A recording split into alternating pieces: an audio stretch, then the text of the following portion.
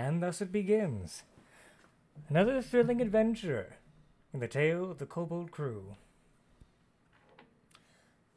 And what an adventure they are having at this current moment.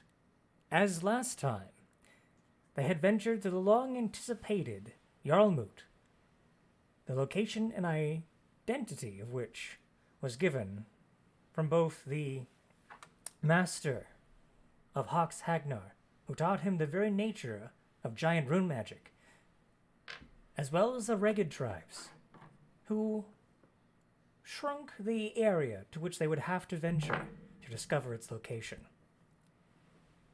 It took them 3 days and nights to venture forth, and thus they found it. 7 giant thrones upon a hill, with searing moonlight shining on the center, swarms of ravens cawing ominously as they approached. As they did, Scales cast a spell to spoke with them,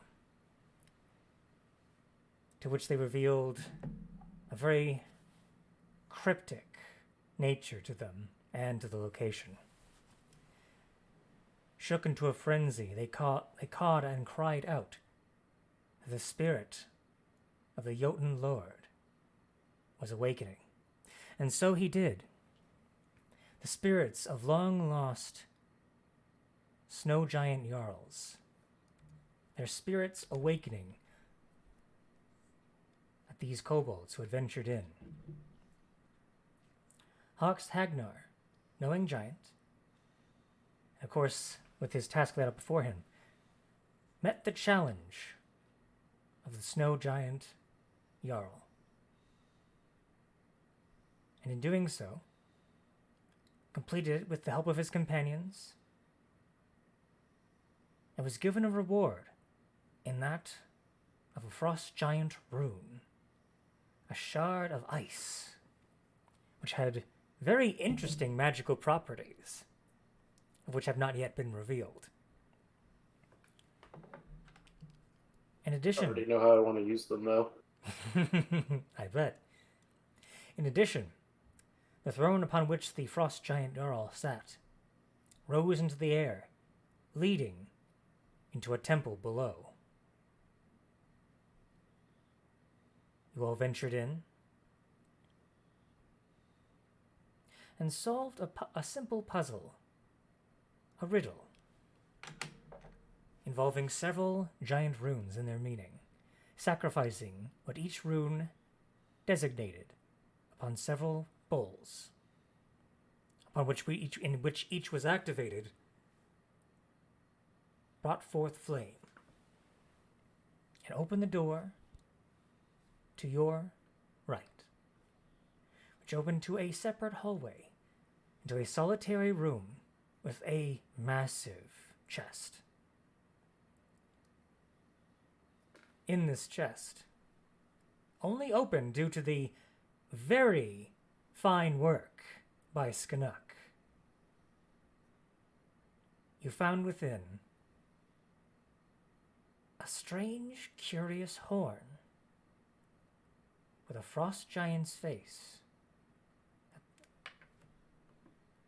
As you were about to take the horn, you noticed that there were also several weapons, battle axes in particular, also laid into the chest, which took you nearly by surprise as all 6 of them sprung out of the chest and are now currently swinging in to attack you.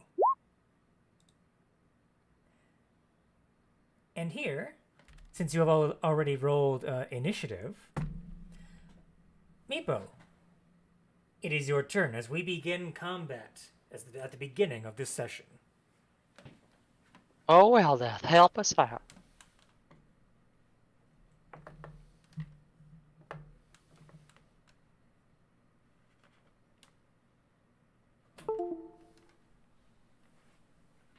And I'm gonna do Sanctuary on myself and Emboldening Bond on Hawks. Myself and Scales. No, Hawks, myself, and Skanuk. Thank you.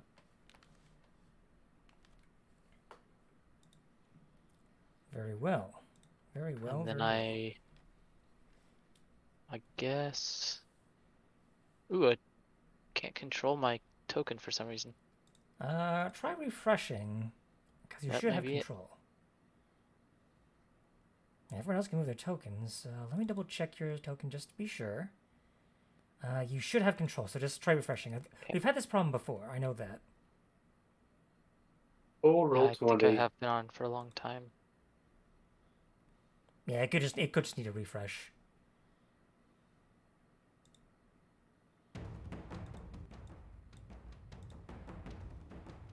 I wonder if it's because I'm not selecting Meepo as my.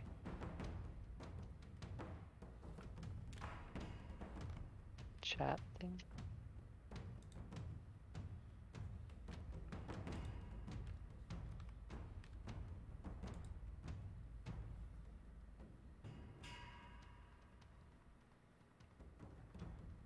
Huh. Still? Yeah. Weird. Anyway, I'm just gonna move forward one step. Like right there? Yep. Okay. Alright, well, while you figure that out, it'll be the flying battle axe's turn. All 6 of them. Well, since Hawks and Skanuk are the most immediate targets, I'm gonna have 3 going at you, Hawks, and 3 going at you, Skanuk. Let's see here. Double check their stats. Alright. 3 battle axes going at your face. Hawks. 1, 2, 3. Two of those will hit. Those are excellent rolls. Dang, The 21 and the 20, obviously. gosh darn. Alright, well. That is going to be. Oh, I had to do a max damage roll in there? Okay, so you're gonna take 13 total points of slashing damage. Hawks. Considering how beefy Hawks is at this point, that's not the worst thing that could have happened. Not the worst. And then for Skanuk. Oh, okay, ignore that. I swear, I keep making these weird. Never mind, just ignore me. Okay, a 22, a 16, and an 8. Those will not hit. Because I'm going to use shield, and my AC is 25. Excellent. Excellent, excellent. All right. Yeah, that as this cavalcade and a flurry of flying enchanted weaponry slides in. Skanuk, it is your turn. Let's see. Huh? Do flying weapons respect diplomacy on any level? You would think no. Nah, nuts. Well. Well. I guess in that case, I'm even adjacent to them. You know what? How long does shield last? Shield lasts Basically until so the it lasts start. until now. So it has just worn off. I'm gonna step away regardless. All right, unless they get an at 20, I don't think they can hit. Actually, I think shield would have ended as soon as my turn started.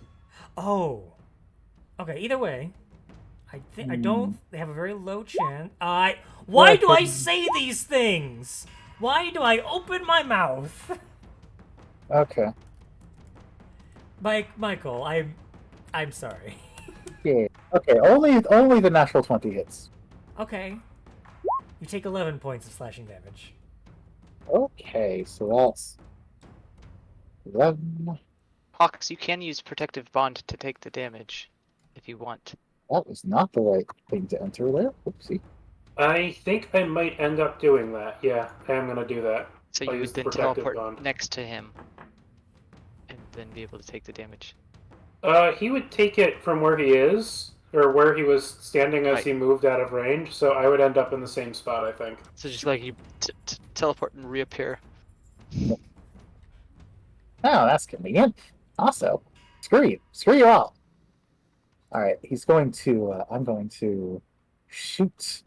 The one that natural 20'd me. I don't know which one that is. I assume it's That this would one have at the top. been the one at the top, right there. Yep.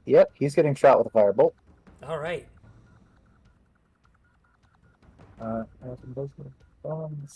Yes, good. Good. Ooh, yeah, that definitely hits. Oh, rude. And also, I'm going to use my bonus action to command the cannon to step around here. Actually, if you don't mind, I'm going to roll that again because I should have had advantage. Oh yes, right. Go ahead. Okay, not natural. Okay, didn't get to return the natural 20. That's That unfortunate. would have been pretty funny, but not this time. Now, Force Ballista does. Did I have a Force Ballista or did I have like the fire one? I think you. I think you had the Force Ballista. That's what I usually do. Alright. Force Ballista with advantage. That'll. Yes, that'll definitely. Only does 10. Only does 10 damage. Were you targeting the same creature? Same creature. Alright, that is actually enough to take it out. Excellent. As the Force Ballista connects solidly with the handle, you hear a clang as the battle axe hits against the wall and clatters to the ground. Thanks for that. Yes, flying butter knife. Alright, is that your turn? More movement away back here. Alright, fair enough. Get the Got it. distance. Alright, scales.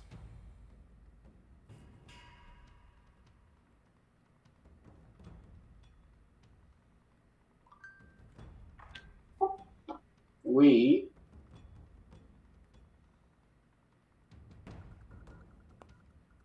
It is your turn. What will you do?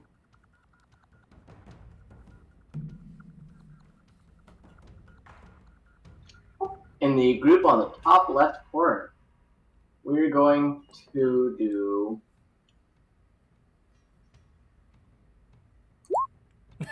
Yeah. Yes. It's what the spell was made for, baby. Alright, so yes, non-organic matter such as stone, crystal, or metal, which of course these are, they will have disadvantage on the saving throw. Double check what their con is. Ha! Flat. Alright, this is gonna be fun. Alright. 1, 2, 3. Okay, well, the last one at the bottom succeeds, but the other two. Oh, wait, no, hold on. Disadvantage. First round. Okay, the one at the bottom still succeeds somehow. But the top two fail. all right.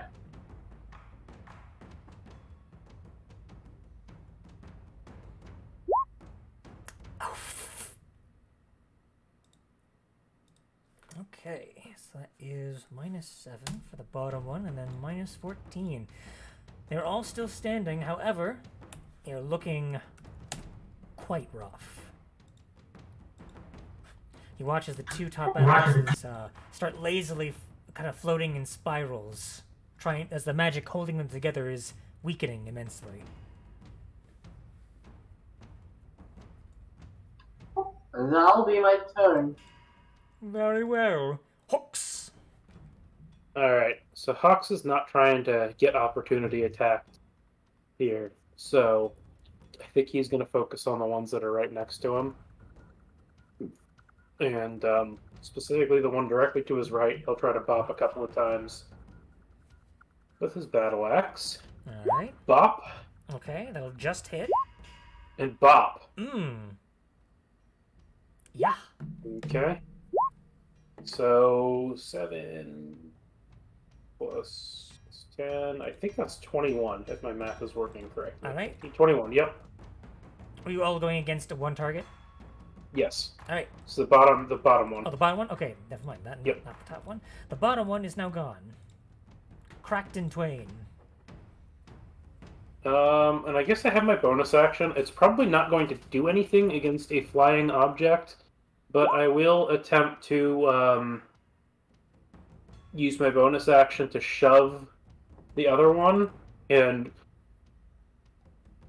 maybe see if it's possible to get it clattered to the ground in something equivalent of prone. Even though I'm not hopeful that it'll actually work, there's no reason not to try. Let me see.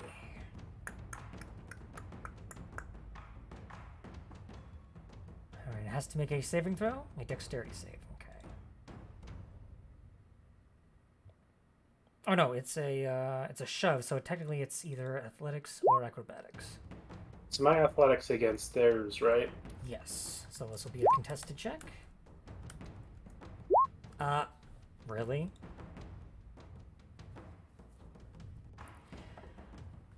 Well,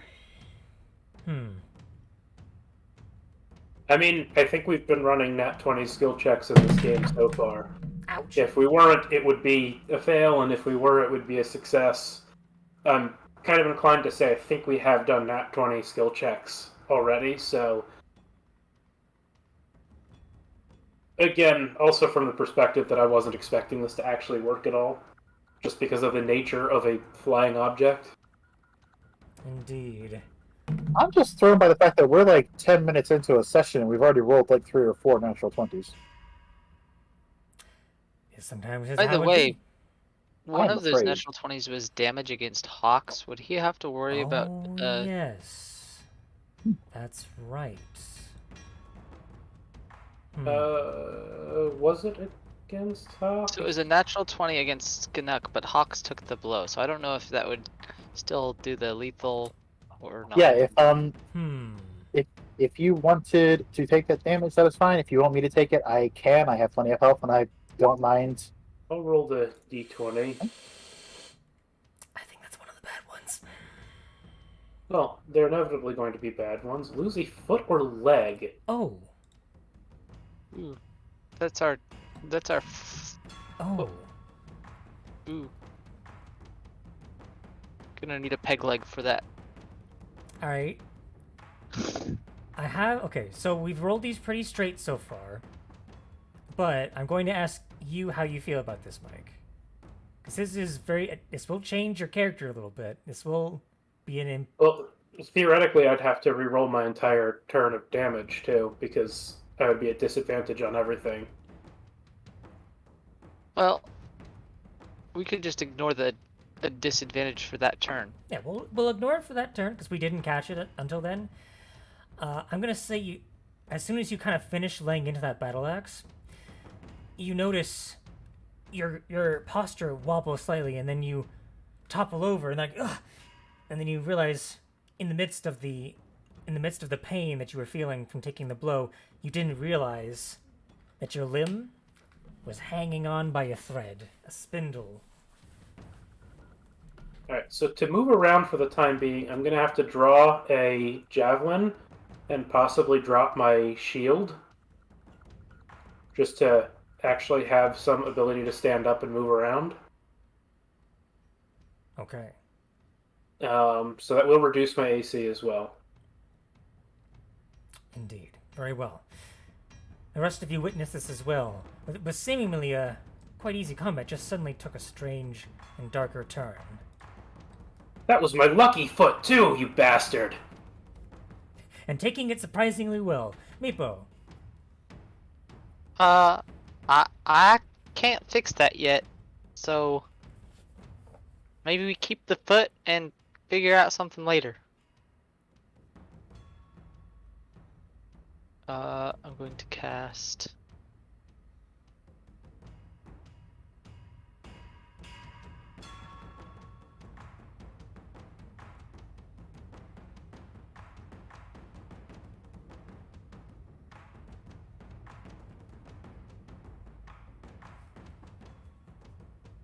Can you still not move your token? I can't move my token. That's so strange. I'm gonna cast Bless on everyone. Okay. Because I'm casting it 2nd level. Bless for all y'all.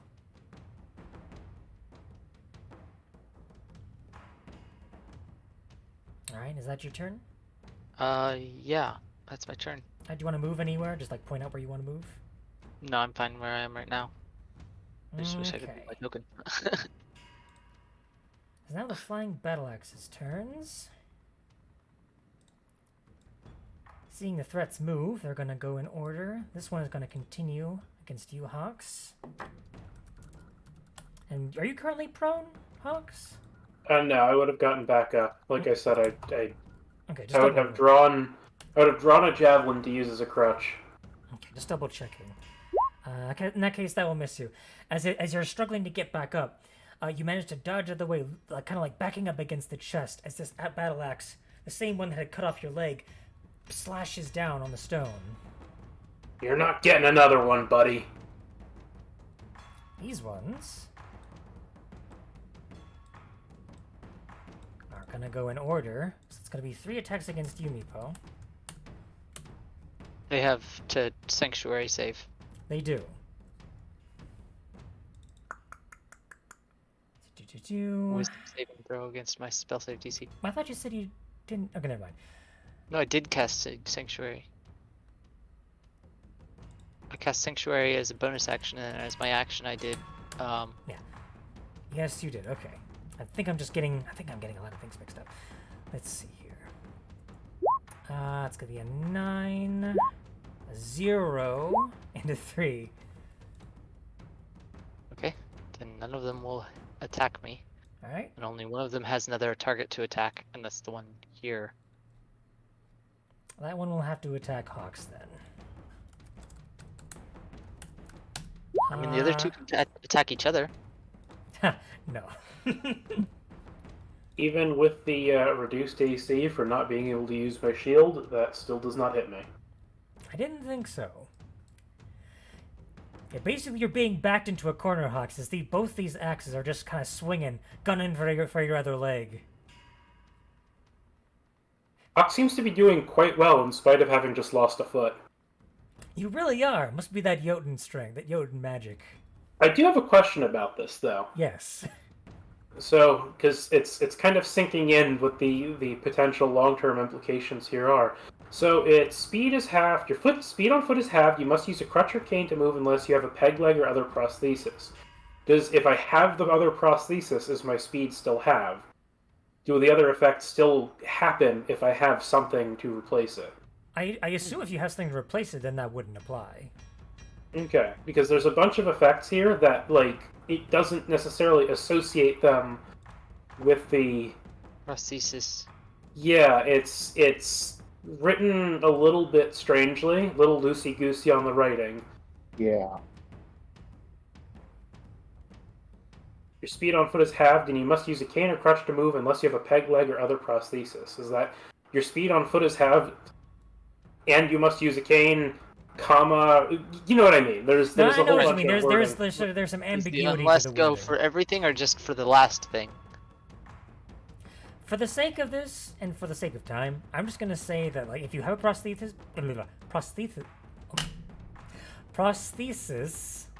then you should be fine. That's how I'm gonna All word right. it. Okay. Cool. God, how difficult is it to say prosthesis? Apparently. Depends on how frequently you say I it. start saying, yeah. Anyway, Sketch, it's your turn. Couldn't you just say prosthetic? Yeah, that would probably be better, wouldn't it? I'm dumb. Meepo, how much healing do you got in the tank? Well, I'm running a bit low here. Right. Okay, I'll Used a probably lot have to... on that giant fight. Yeah, same. Well, in that case, I'm going to use Firebolt on this one How hurt is the one that's attacking Hawks? The ones attacking Hawks is you feel like a stiff breeze would knock it over. Okay, we're gonna plink that one with with the bolt, the cannon. All right. Mm.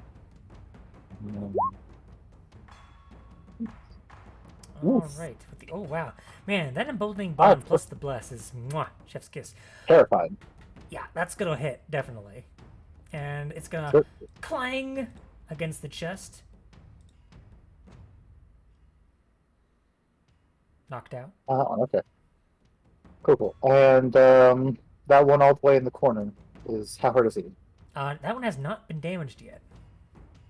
Ah. These ones next to Meepo though have been. Okay. I'm going to firebolt the one next to Hawks. Okay. This is going to work. Ooh. That's a nat 20. That's a nat 20. Disintegrated. Erased from existence. Gone. Reduced to atoms.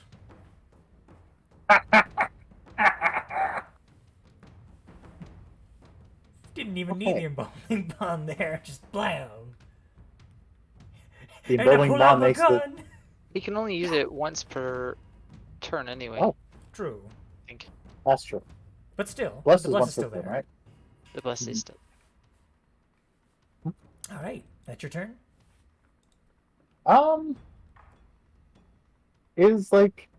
You said that Hawks' leg was like hanging by a thread. Is that literal or was it just kind of like flavor? Kind of literal. As soon as he kind of straightened up, you notice that his leg it's basically been snapped off. You know, I was trying to avoid describing it too much, but you know how in some videos you see like when a leg has been damaged, it's like there's literally only muscle and sinew holding it together, and it's like by that point the leg is ruined. Right, yep. Yeah, I'm not gonna describe too Right, much yep. further. It's bad. Like it's lose a Alright. limb bad. Alright, I'm going to scurry on up here and see if I can't help it without it next turn. All right.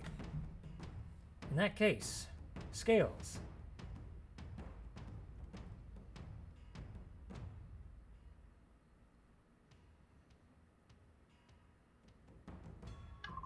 Um.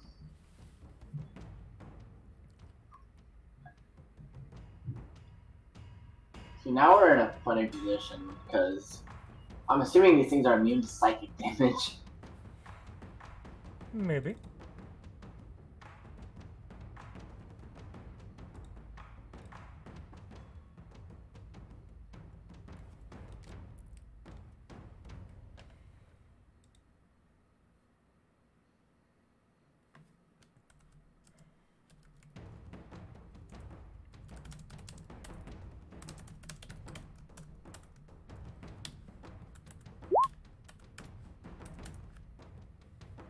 Okay.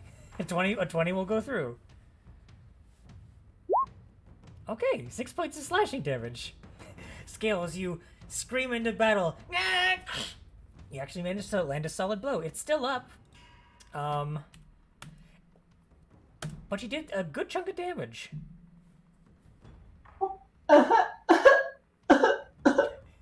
And as you cry, the battle axe shung, looks like points in your direction. That's my turn. Okay. Hawks, Hagnar, it's your turn. Hey, yeah, Skin Up, can you hold me up for a second? Hawks is Yep, going to yep. drop his own battle axe, draw a second chitin javelin, and yeet one at each of the axes. Alright. So that is a javelin. Hit me with Top your one. best shot. Top one first. Yes. 6 piercing. Gone. Bottom one. Also gone. Only had 1 health left, I'm guessing. You had 4. But damn near close. Yeah, 1 plus my strength would have done it, so yeah. Alright. And that means combat has come to a close. Alright. As soon as things are clear, Hawks is gonna pull out his herbalism kit and try and do something to, like, treat his stump of a foot. Hawk will be assisting. Okay. Now, what is your intent here? That's My intent is to, like, get it sterile and stop it from bleeding more. Okay. Go ahead and I'm make going to medicine use check. Cure Wounds on you at 2nd level. With advantage, of course. Can I use my... Well, I guess I think my medicine and herbalism kit would probably be the same roll at this point. So Cure Wounds, how much is that healing? It should be 2d8. Are you proficient in medicine, Hawks? I am. I was just laughing at the fact that I'm using an herbalism kit and have specific herbalism kit proficiency, but I'm also proficient in medicine, so it's like the roll would end up being about the same. I mean, I suppose for this, I mean, normally That's a lot of health. That is actually. You're going to get advantage because also you're being helped by Skanuk, but also the DC is slightly lowered because of your proficiency in your herbalism kit. Alright. So I'm gonna roll the herbalism kit because I feel like using that proficiency. All right. With that, with all the herbs and your knowledge of staunching blood flow, you manage to use a congealant to make sure the blood manages to stop flowing as much as it is right now, because you are experiencing some heavy blood loss. But thankfully, with your knowledge, you managed to staunch the blow with the herbs that you have on hand, as well as Skanuk's help. And you managed to not bleed out from that. Okay. That wasn't bothering me as much when we were fighting, you know, adrenaline up and all. But right now, this is kind of sucks. I might have an idea. I would like to posit a question. Mm-hmm.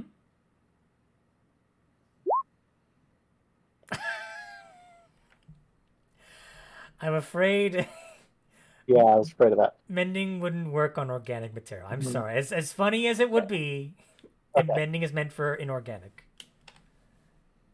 Well, I have an alternate idea. First off, I'm gonna write this foot off as a loss.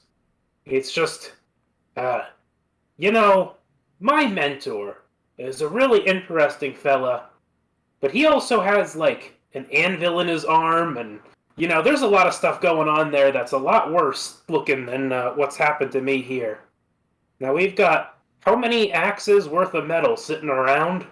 Got the leather bindings on them. I think I could hash something together with a little help.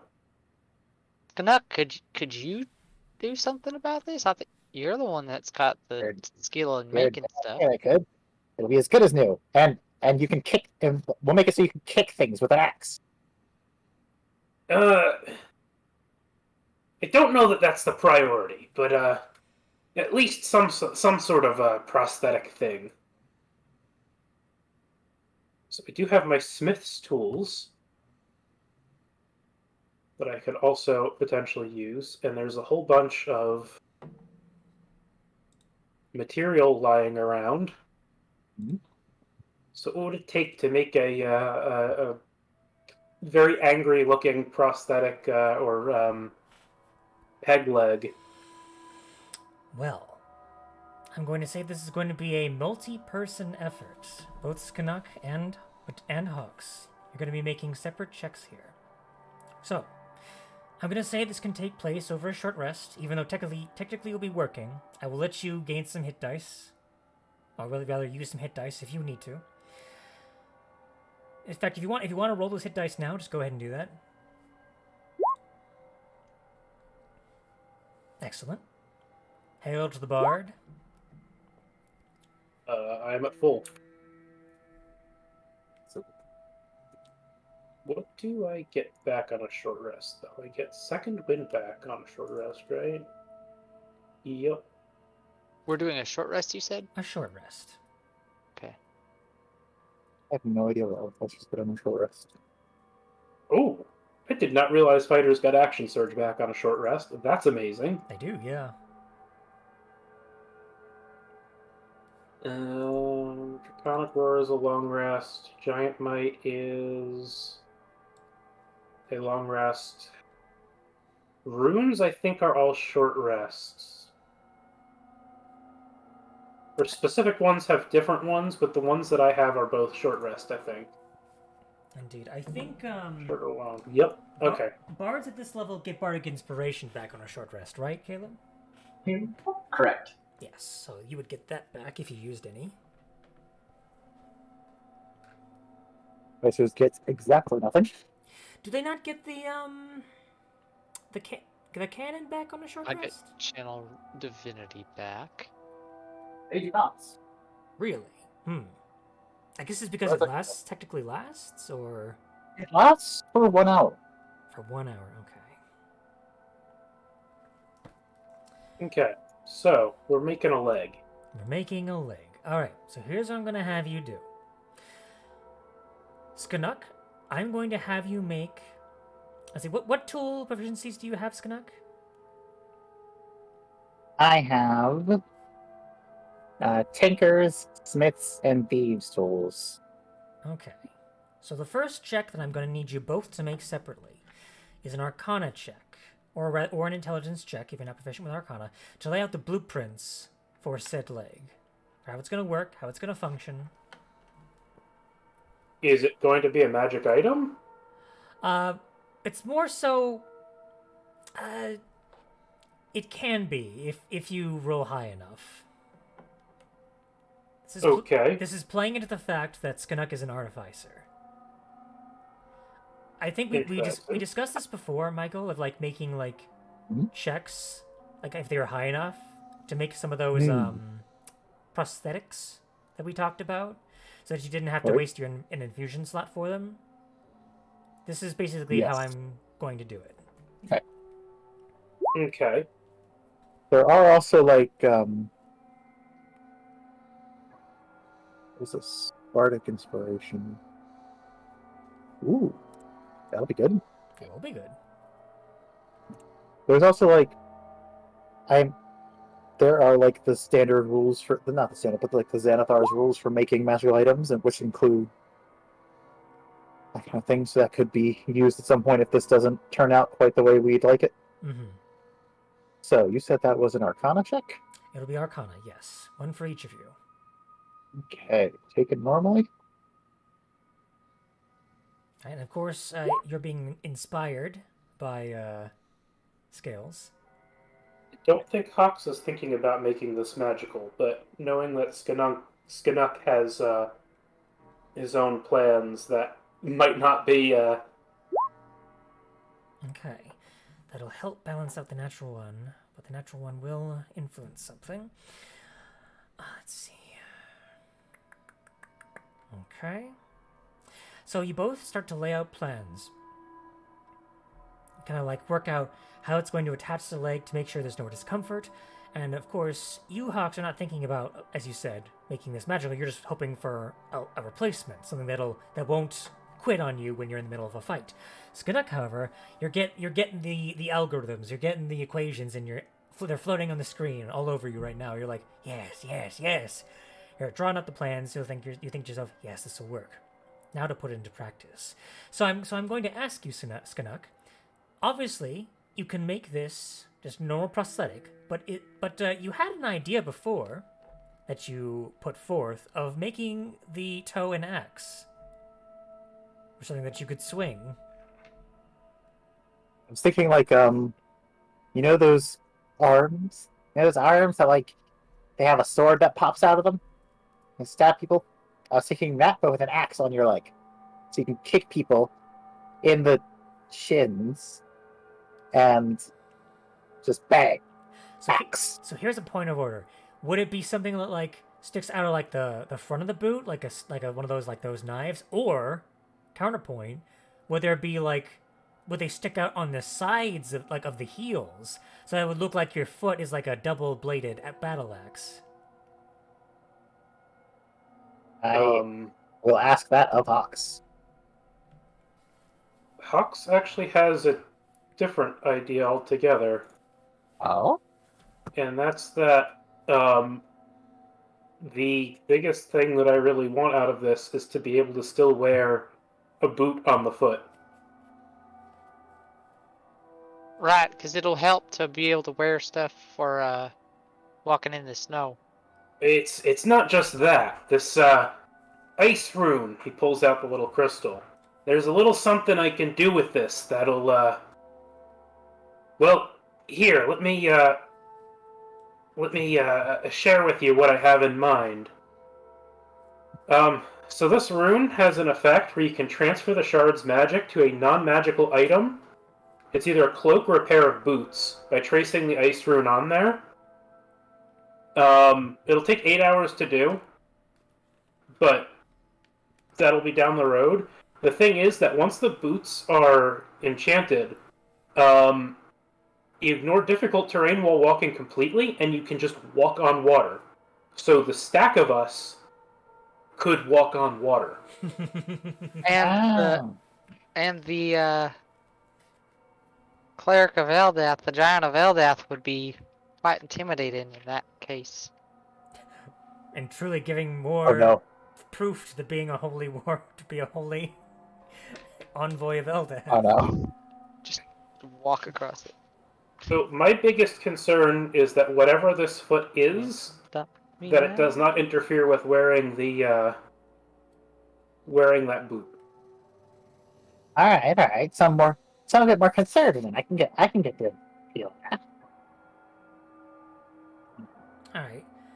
So, with that in mind, what you could do is you could fold whatever these axe blades are into a... In fact, actually, here's a separate idea.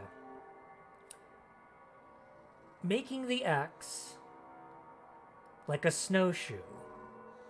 When they're needed, they extend. So, like, together, they're a snowshoe. They split apart to form an axe.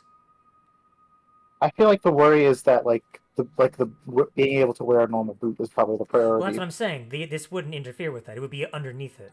Right, it's snowshoe, so it attaches to the bottom of the boot. Yes. Oh. It'd be like an attachment. And then you could just give it to anybody This who would be- wants it. Okay, so this would be like a thing we make with the axe as It apart has from nothing the to do with the leg. prosthetic. It's just Yeah, a I separate kinda thing need you can the- do with the axe. Yeah, I need the prosthetic first. I like that idea though. Let's Put it on the keep back. that in mind. Razor bladed. Skinok is going to doodle that in the side of the prosthetic notes. Later. Alright, so, Soon. you made the blueprint. So yeah, the thing that Hux draws out while sketching out this stuff is effectively like a draconic-looking foot on a rod with a hinge, so that it moves a little bit naturally with him stepping. Alright, Because again, he's thinking very mundanely about this. indeed. It's kind of those conflicting thoughts with the natural 1 and the 22 that are kind of at odds at the moment. So that'll come into play with the next check, which is going to be making and smelting down the metal. Now, do you have anything that you can use for the smelting? We have Firebolt. We have a bunch of magical braziers of fire lit in the next room over. Indeed. This is Use true. them as like a forge. Possibly. Alright, do you wish to attempt that? Yes. Fox wishes to hobble over using a javelin as his means of traveling. As your walking stick. Alright. Very well. And Hawks does not shut up this entire time talking about giant myths and, there was a one-legged blacksmith amongst the, just going on and on about giant stuff. Alright. So, this next check, which we'll also make separately, will be a smith's check. Now, you can either use your strength to hammer the metal, or you can use your dex to nimbly maneuver and kind of like using your tongs, manipulate the metal in such a way that it gets into the correct shape. I'm going to use strength I am going to use dexterity. and be the one-legged blacksmith. Yes. 25. All right. Okay. 16. All right, a 16. Do you wish to use the Bardic Inspiration at all? How many more checks do we have?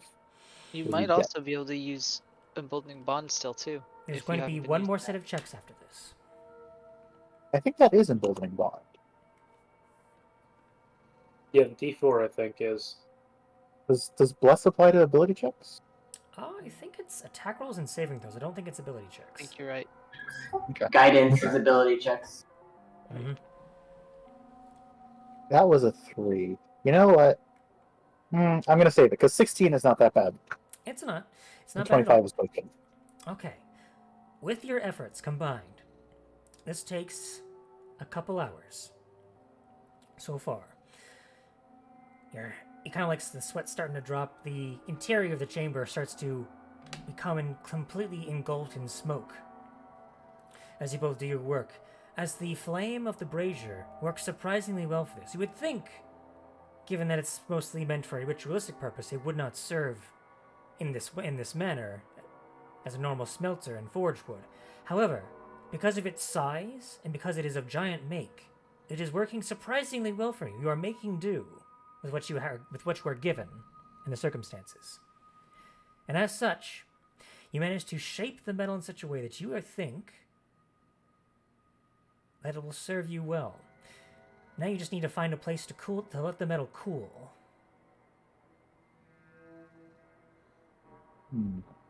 There's I snow mean- outside. Yeah. I don't know that we want to, like, We could cool bring it in. too rapidly. I could. I can't. Rapid cooling is important for tempering the metal. Is it? I think. Oh. I think that might actually be true, but I'm not Yeah, sure. it is true. so don't That's quote why they me on dip it in water And after they do it. that's useful for swords. Yeah, alright. Fuck it, out it goes.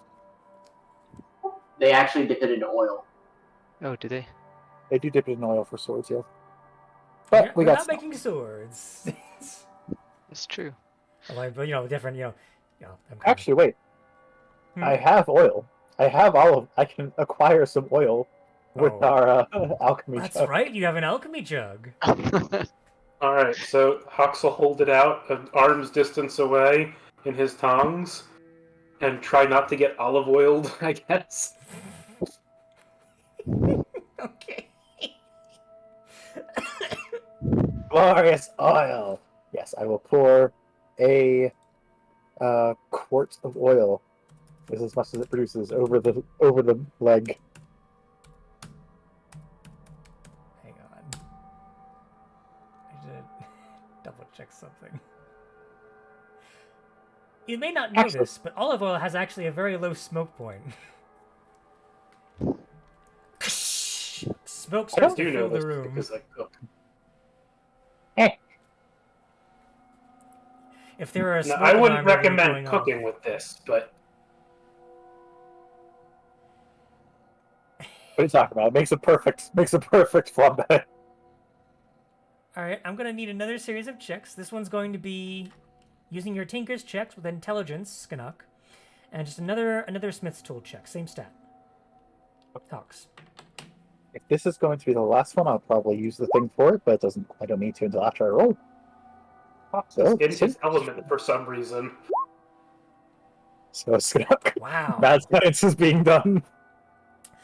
Despite using somewhat inferior materials, you are witnessing, both you and both Scales and Meepo, you are witnessing pure mastery of the craft right here. Despite what others might say. The metal begins to cool and shrink and is getting tempered just the right way. And you're hammering it, you're getting into shape. This process takes a couple more hours. So while they're doing that, what are both Scales and Meepo doing?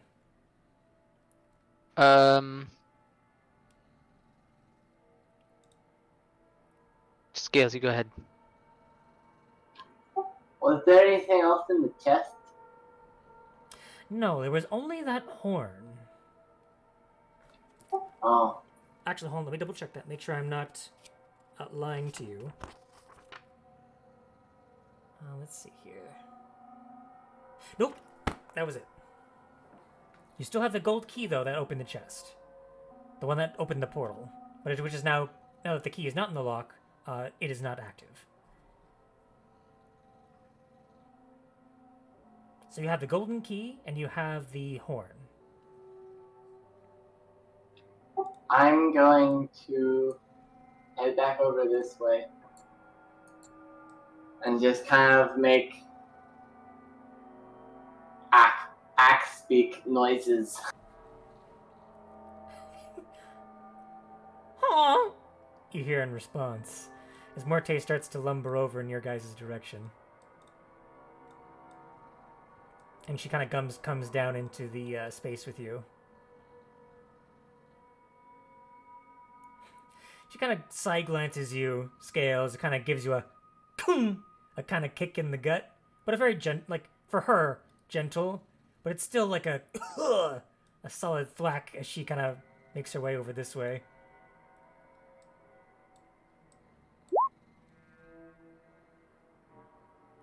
Exactly. As Canuck says, this is the absolute pinnacle of bootleg prosthesis crafting, only equaled by two homeless men in the alley behind it. Ah.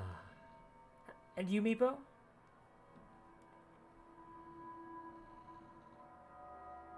I have regained control of my token.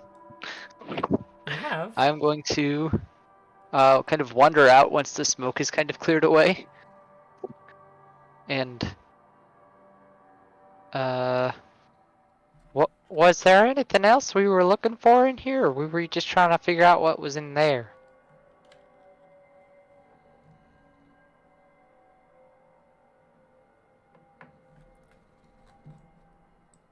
You see Bean kind of creep up over Muerte's flank. I thought you guys were just coming here because it was just something that Hawks wanted to do. I don't know if there was a goal. I was asking Hawks. I know, but he's busy. Okay, well, I'm gonna go keep an eye out just in case something comes. Alright. So you're going outside, Meepo? Mm-hmm. Okay.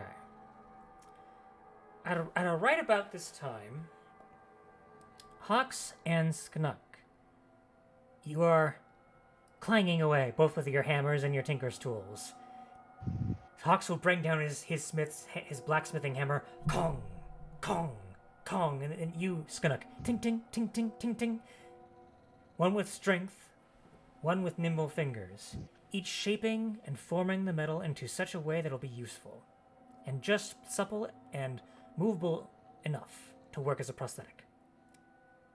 You both kind of wipe the grime and smoke out of your eyes as you look before you. A prosthetic. It's done. It's finished. It took a few hours of work, but you've done it. At least you think. It looks about the right size. It's about the right shape. Unfortunately, you didn't get to add the improvements and wicked upgrades that you wanted, Sknuk, but you got what Hawks wanted. At least you think. The only thing left to do now is to test it. But as you're currently just looking over and admiring your handiwork, given your circumstances, Meepo, as you walk outside, you get about... Are you just kind of standing like right there? Yeah, kind of just in the middle, kind of looking every which way, just double checking to make sure anything's coming. All right. As you go outside,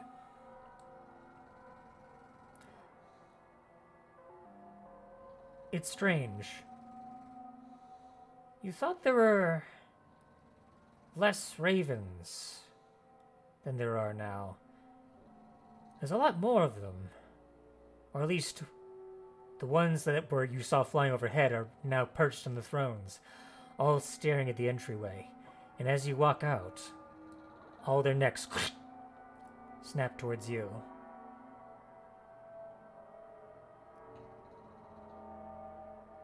And they start cawing. time. I'm gonna go back in and tell people that something's going on out there. Well, before you can walk in, before you get about right to the entryway, right there, as you try and run back in, the swarms of ravens start to swoop down on you. Do I still have sanctuary? No. Sanctuary is 10 minutes. We took a short rest. Oh right, it's 1 minute though. I just forgot the short rest happened. 4 swarms of ravens swoop down, and I'm gonna need everyone to roll initiative again. Do I have a leg at this point? You do. It is not currently attached to you.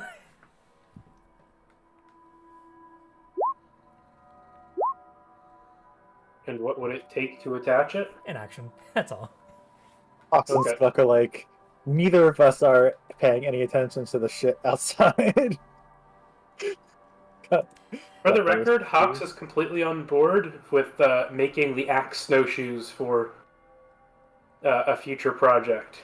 It's just Excellent. that his priority is to have a leg that will not destroy a boot. Fair, that's fair. Very fair. All right. Fashion is very important.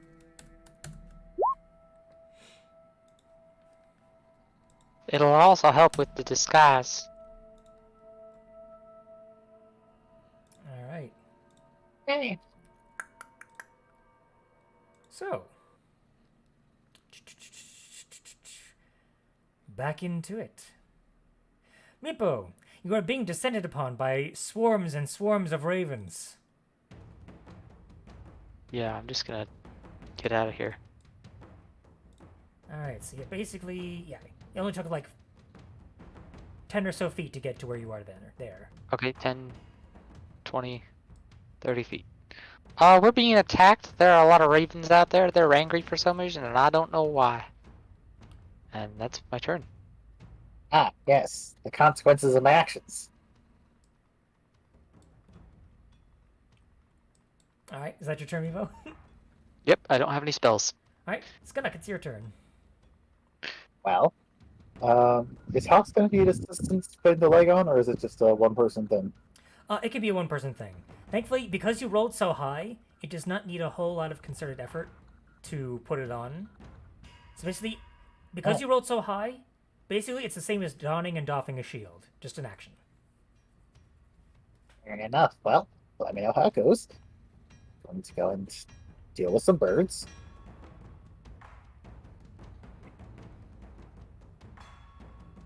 Mecca's going to like scurry up here, and I think the cannon would have worn out by now, unfortunately. Unfortunately, but...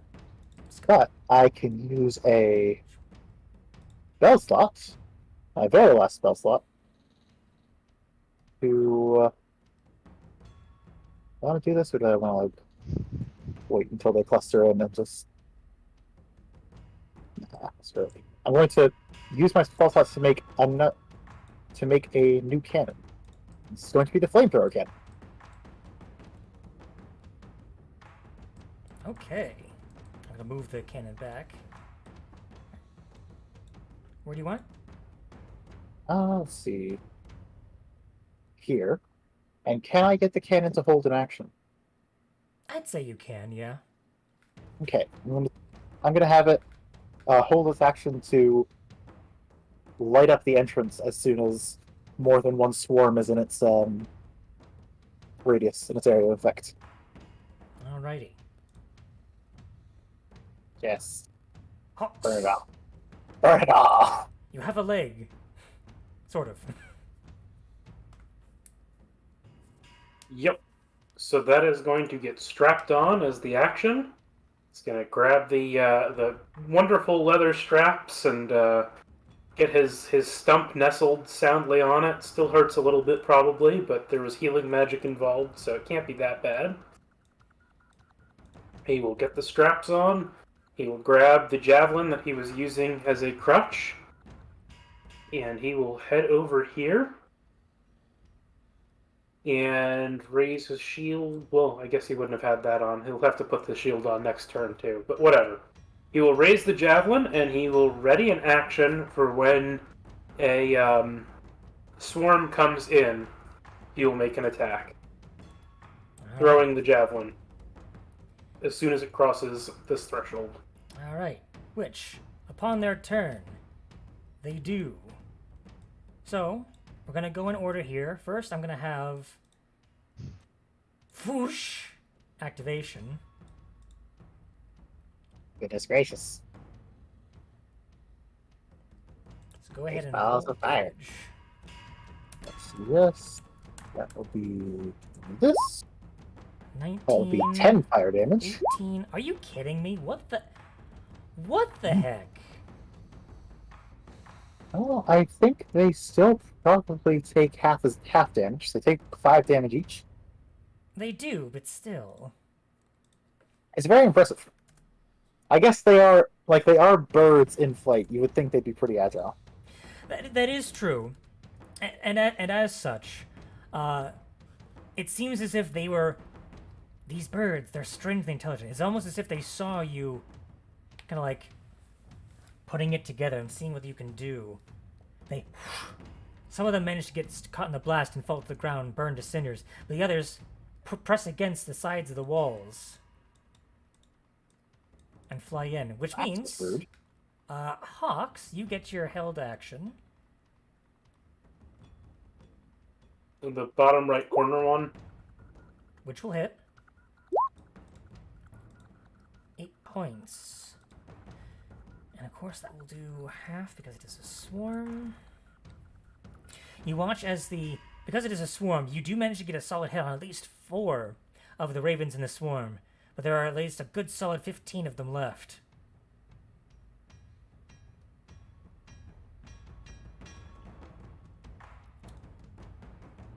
Gotta fly down here.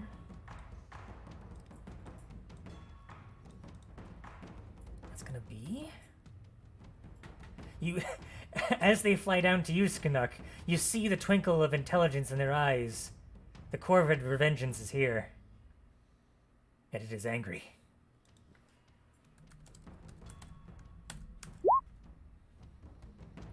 Let's see here. That's gonna be... Why am I rolling so well tonight? It's gonna be a 22 and the 9 will miss. First one will hit. Alright, they still have above half health, so that's gonna be 2d6. You're gonna take 7 points of piercing damage as they start pecking you at your eyes and your face. Ow! Ow! Woo! Alright, the other ones are gonna start pecking you, Meepo.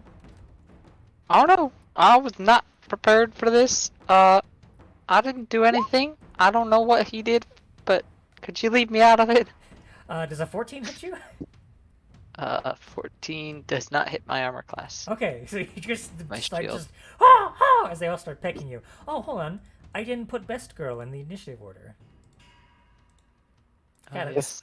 Honestly, sounds like it might be a party for her. Gotta fix that. All right, so she's gonna have her turn because she missed her turn. Why do I have 3 of her?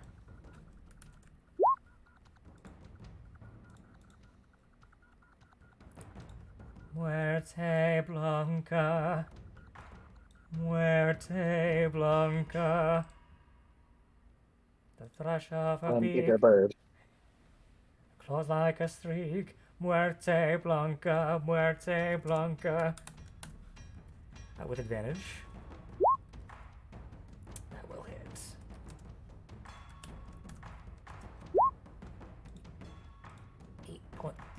Actually, no. 4 points because resistant. She starts bonking into the swarm of ravens, taking out 4 of the ravens in the swarm. Meepo. I'm gonna take the disengage action and move back over here.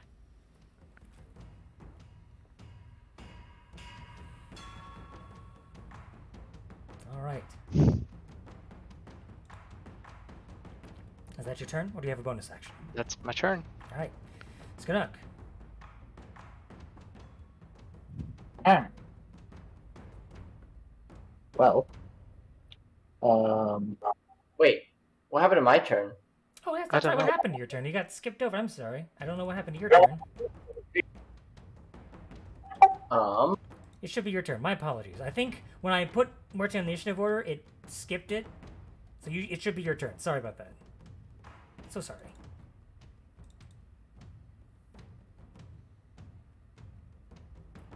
That is totally my bad.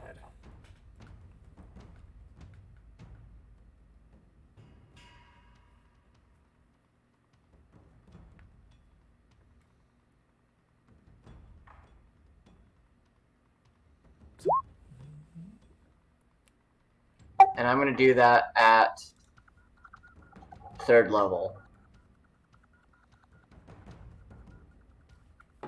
All right. Go ahead and roll the numbers. So we'll see how many of them fall asleep.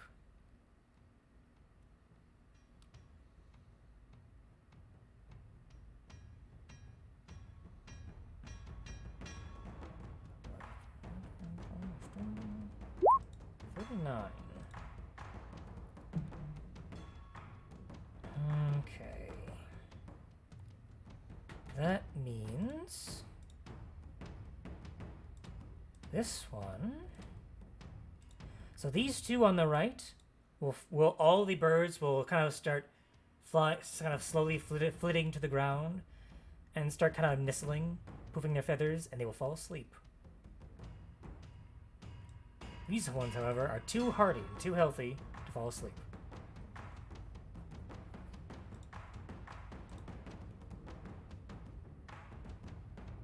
Gotcha. Okay. All right. That means it's Muerte's turn again. Muerte Blanca. Shouldn't it be? Hmm? You already did Muerte's turn. You skipped over him to get Muerte's turn. Well, here's the So thing. then She it's should my have. turn. She should have gone first anyway. So this is now her back to Right. her turn Oh, again. okay. I got you. That's what happened. I Again, see what's happening. totally my fault that it happened in the first place, and I'm sorry for that, Caleb. But that is what happened. So I would still be up here at this point. Because it hasn't got back to me Yes. turn. But it's now Muerte's second turn. And then it'll be my second turn where I move. Actually, there's something weird going on. It's funny. Yeah. Okay. Sorry. That's really weird. I think something happened when I hit descending order. Okay, I can't worry about it now. I gotta keep going. Sorry about that, guys. Sorry for the confusion. She's gonna miss. Okay. No worries. All right. Then it would have been back to your turn anyway, so you would have done your thing. Meepo. You would have taken your disengage. Which means it would have come back to Skanuk. First thing is going to be the flame turret turning to the left and firing at these two in front of Skunk. All right. Score from both of those, hopefully missing me. A natural 1 and a 17. Very unfortunate for them. So it'll be 13 fire damage, or half if it's succeeded. All right, that'll be 1 natural 1 Mondo damage, and then 1 somewhat Mondo damage. As the swarm goes below half, the numbers are fleeting. But they are still there. Okay. And then... Oh, wait, there's more. Oh, wait, there's more. Yeah, then Skunk is going to shoot the one directly in front of him with his firebolts. Close range, but it's also next to a person, so it's flat. Indeed. Ooh. All right, with the emboldening bond. Probably shouldn't have either of those. It should Right, probably you just be a should. 13. So the 13, though, will still hit, though. That's interesting. So that means a max roll and a minimum roll will turn the number blue. Interesting. Well, 20 has so many mysteries. I know, right? So many secrets. All right. Yeah. This one is now gone. Blasted. Gone to atoms. And now I'm going to step... Actually, I'm going to stay I'm going to step back here. Okay. I will get an opportunity attack, probably. You will. We'll see. 14 will miss. Okay. Excellent. Alright. Hux, it's now your turn. Fox is going to use his Giant's Might to go big.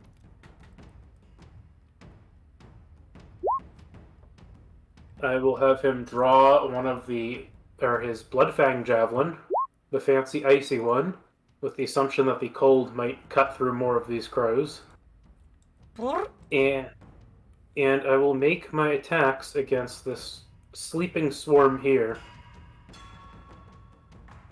So, That'll be an advantage. for the first one, because it'll wake him up after that, True, right? but if you hit it, it'll be a crit because he's unconscious. Hope this hits. Oh man, okay. Well, roll So the crit damage. Extra crits. there's that, and then there's 2d4 for the Giant's Might, or 2d6 for the Giant's Might. So 7 cold and 8 piercing. Okay. Even with the normal reduce, the cold damage will take it out. And I guess I will take my second attack against the other swarm then. But I will not get my Giant's Might on the damage for this one. Okay, 16 will hit. I mean, it's still a crit though because it's unconscious enemy. Alright, I'm just going to click the first crit to have the damage roll there. Excellent. And with that, that one is also gone.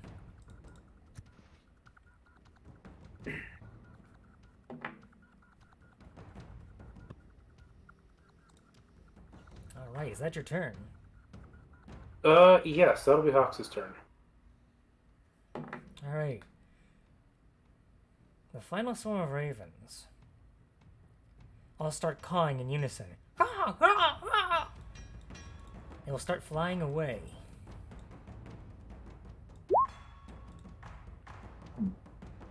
But I guess Scales might have gotten an opportunity, but no one else would have. Hey, Scales, make a perception check for me.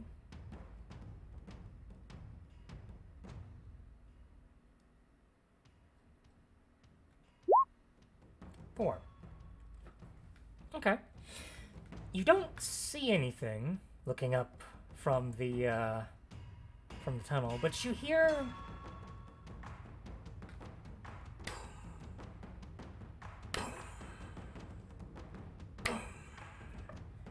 thundering of some kind. You don't know what, though. You just hear something. Which does bring it to your turn, though.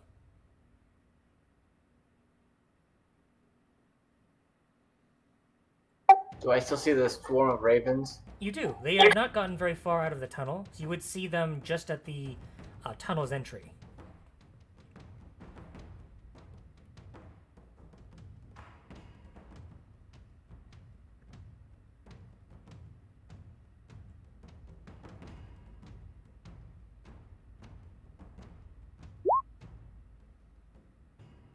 Okay.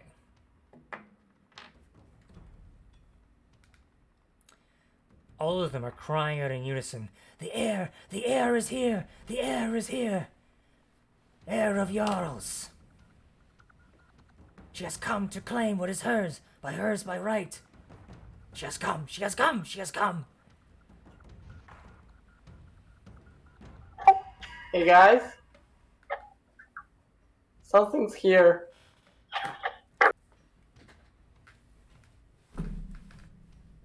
Okay. I'll have to do something about that then. End my turn. Okay.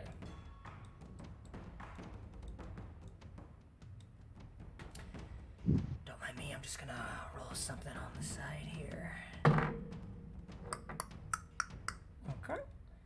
Just gonna be a sneaky, cheeky, breaky and add something.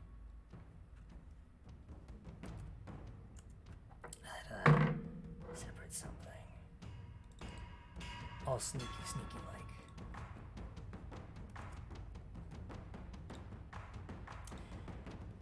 So that's your turn. It's now Muerte's turn. She is going to chase after the ravens, because her bloodlust can never be truly sated. She's going to make an attack with advantage. 15 will hit.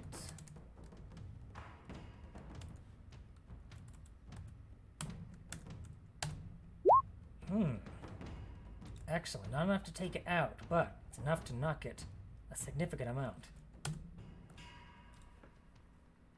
As Muerte gets to the top, though, Scales, you would hear her cry out, "Finally, a worthy foe," in subtitles. Which is worrying.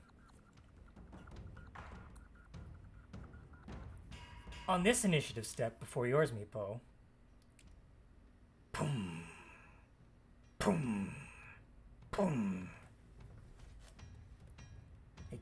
That thundering sound gets louder.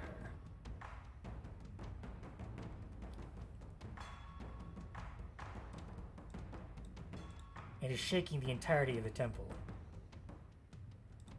And now it's your turn.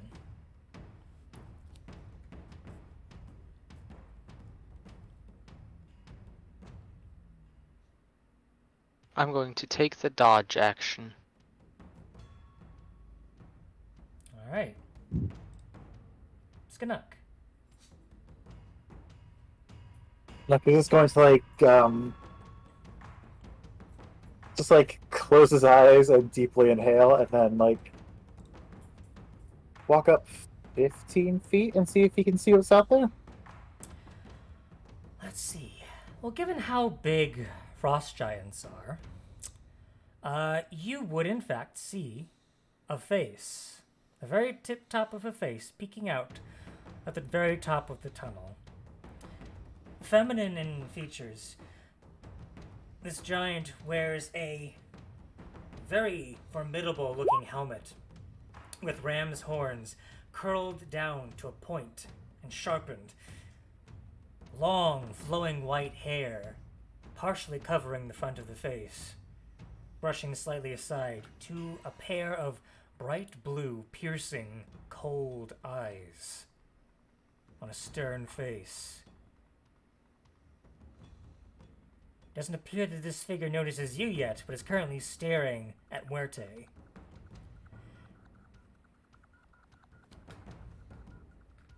Uh-huh. Well, it's been good. Guys, there's a giant outside. We may need to leave. We still have stuff to find here, though. Did anyone grab the horn? You did, yes. Who? I didn't ask who grabbed it, but who would it be on right now? I think Scales was the last one checking the chest. He did. So Scales, I think Scales would have it right now. I think, unless you handed it off, Scales. No. You can like- when it comes to your turn now. Is it, like, visible on his person, I guess? It's pretty sizable. Ah. Like, you could, like, stuff in a pack, but, like, a part of it would be sticking out because of how big it is. I think no one thought to grab it just because of the axes. Because there was a foot missing, yes. Well, Scales was checking through the box to see if there's anything else, so... Right, yeah. Okay. I'm going to walk back here, next to Scales. Mm-hmm. And then I'm going to ask for the horn.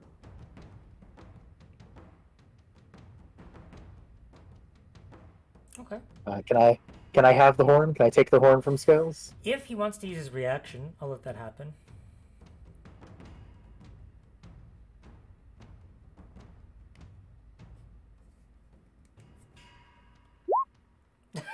I mean, tears. if you want to keep it, I am more than welcome to.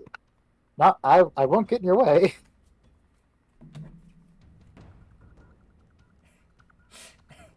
What are you feeling, Caleb? Are you muted or? I don't know what to do. I want to go back to my hut. Oh, this is just so sad. Skunnock, Alright. you're just witnessing just the tears are flowing, like the snot is bubbling on the snout. It's freezing over. It's freezing over. Okay. I've got an idea. There's that portal in the axe room. Ugly anime cry. That's exactly what's happening. If you like run into there, the giant looks like it's already past that. So when they start coming down here, we can all like duck around and escape and run. He doesn't even finish the explanation, and Scales is already running. That instincts that kobold. Let's see. We've already used the jug. Did I ever make the spell refueling ring? How many infusions have I?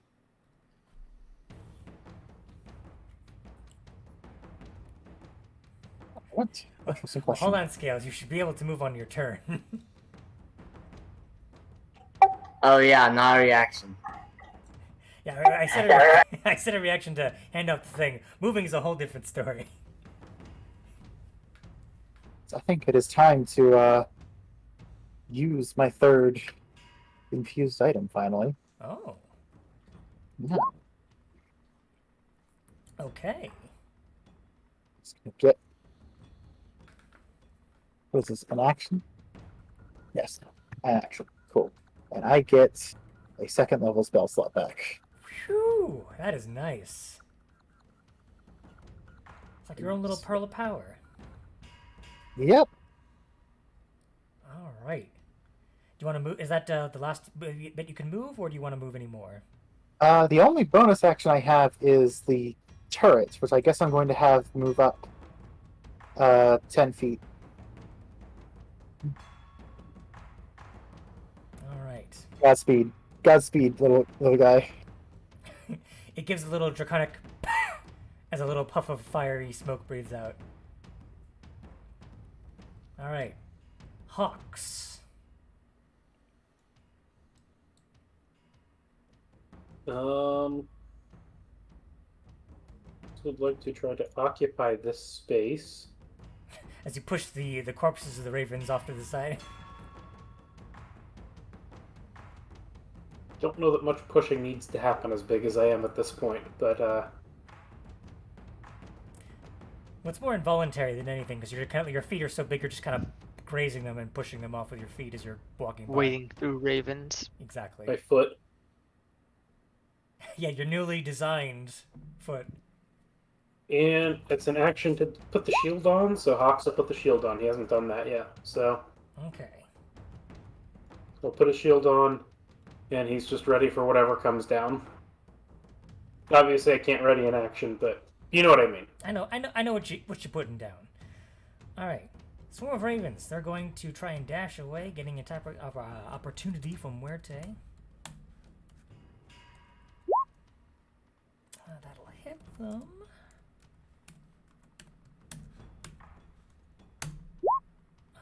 Not enough to take them out, so the ravens will get away. Of course, they're animals, so it's not a necessary combatant, but Muerte's bloodlust will remain unsated as they fly away. She screams in fury, "Come back, you cowards. I will murder every single one of you." In subtitles.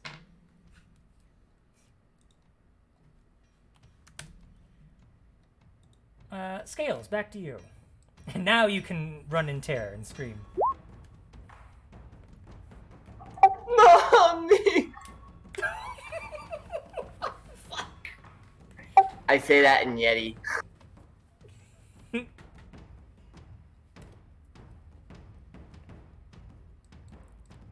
Speaking of Yetis, Yeti Tyke is nowhere to be found. Did we leave him with the... Oh. I think he was left on the sled. Well, We're not gonna do this whole adoption thing, are we? Are we? Are we bad parents?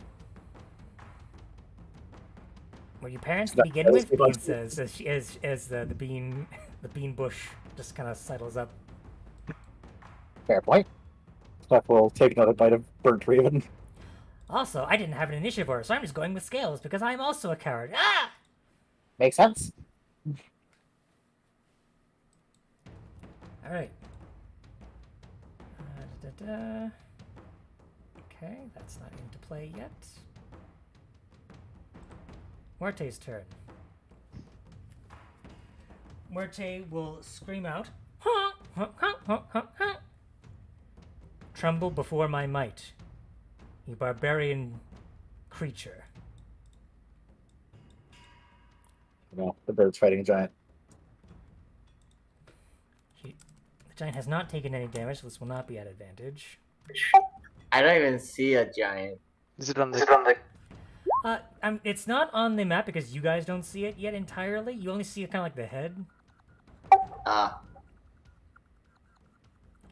But because Muerte's engaging it, I will put her on a map. That's what you would have seen, Sknuk. Um,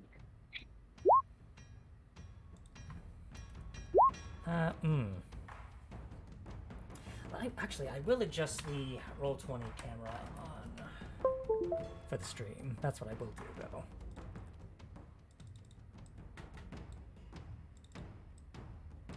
There we go. That should fix it. There we go. That's much better. Much better.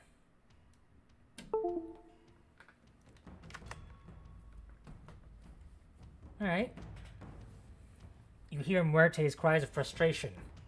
Why won't you die?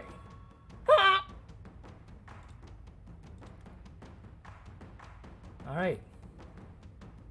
It's now the giant's turn. You will hear the clanging and crinkling of metallic chains. And you hear this whirling sound, something of metal being whirled at a breakneck speed. Let me see if I have this correctly. Okay, I do. Actually, maybe I don't. Give me 1 second. I need to double check this stat versus the stat in the book to make sure I'm not cheating you. Nope, that's accurate. Alright. Alright, so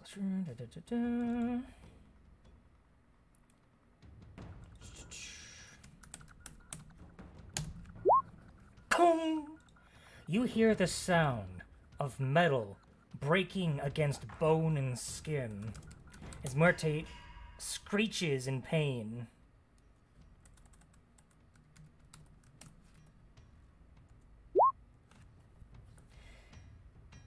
You see Muerte's body. She is not dead, but she has been knocked unconscious. No. Is her ability up? Correct. It is. As for a moment you think, oh no, the anger has been quelled. She's finally at peace. Nope. As she rises from beyond the grave at 1 hit point.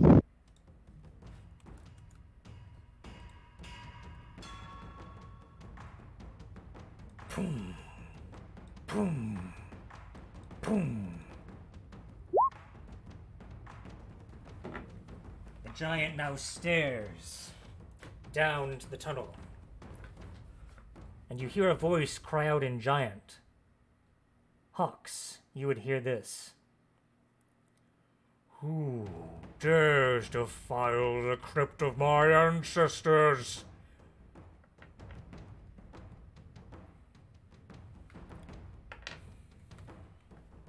That was the giant's turn. Meepo. We didn't mean anything by it. We just thought it was abandoned. We did go through a trial, so we were let in by your ancestors, and I'll let Hawks explain the rest. I'm going to move over to here. It seems that And- she is not having any of it. Where is the portal? It's gonna be where the chest is over here. It's right in front of the chest. Okay. Well, because the key's not in the lock, it's not activated. So you would have to have the key to do it. But like once you Who has the turn key? it, that would have been either Hawks or Skanuk who had the key. It would have been Skanuk. Okay. All right. Then I'm going to.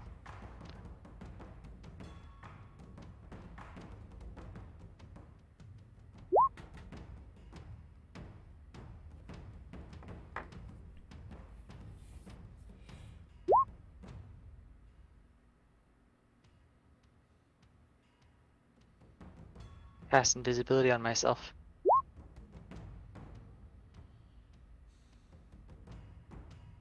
All right, you're now invisible. All right. Is that your turn, Meepo? That's my turn. Skanuk.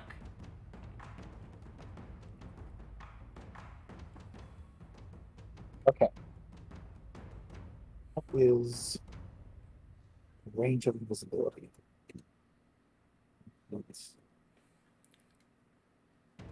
It's touch range spell. So we're running, right?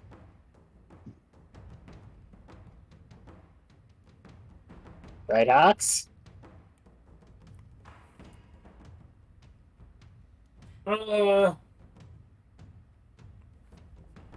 Maybe. Oh, Lord. Well, You see the murder in Muerte's eyes. Yeah, I think the bird's backing me up on this one. she is. Of course.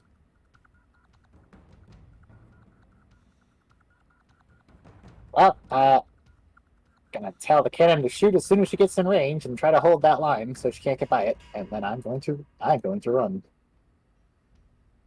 What kind of action would it be to put the key in the lock? Well, that would just be a free action. That wouldn't be anything.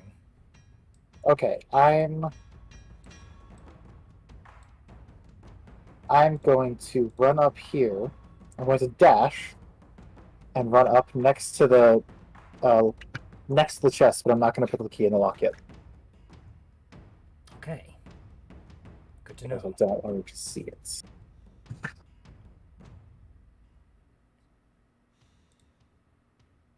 Hawks.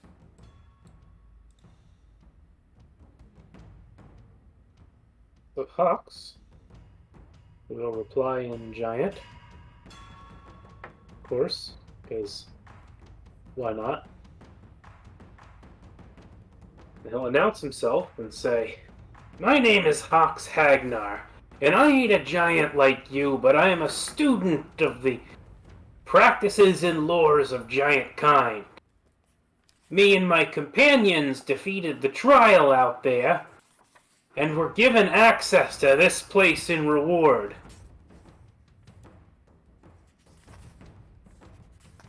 You see there is a sneer on her face. She will respond on her turn. Alright, Hawks will switch to his battle axe. And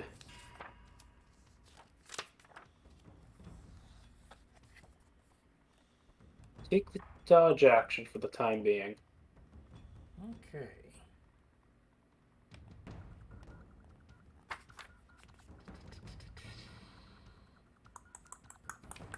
Would have been the Swarm of Ravens' turn, but they are no longer in the Torn Order. Which means, Scales, you beautiful blubbering mess. It is your turn.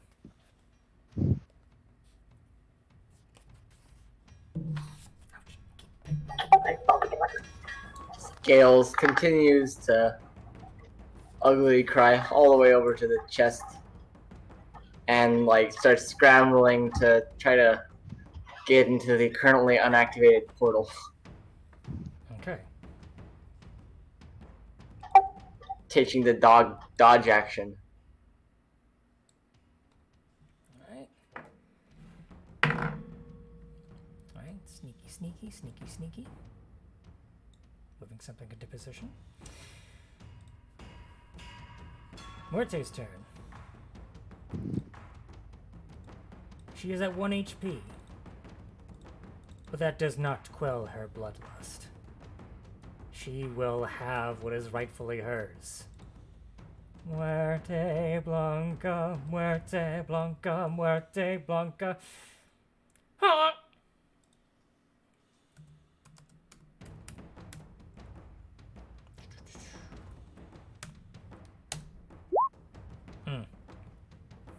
The giant will grab Muerte by the throat.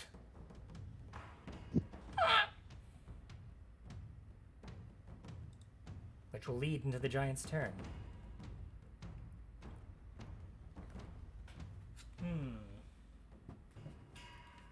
She is going to reach with her hand and swat Muerte like a bug in this direction behind her. Just overhand shucking her, and Muerte needs to make a save.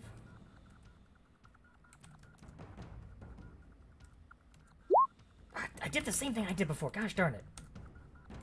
122, way to go, Morte. You did roll max. That's gotta count for something. And this time, Muerte goes unconscious. She has a 1 HP. Or was at 1 HP. Toom, toom. And therefore, the held action goes off if there was one for the thingamajigger. There was. So that would be doing Yes, we don't. a little bit of damage.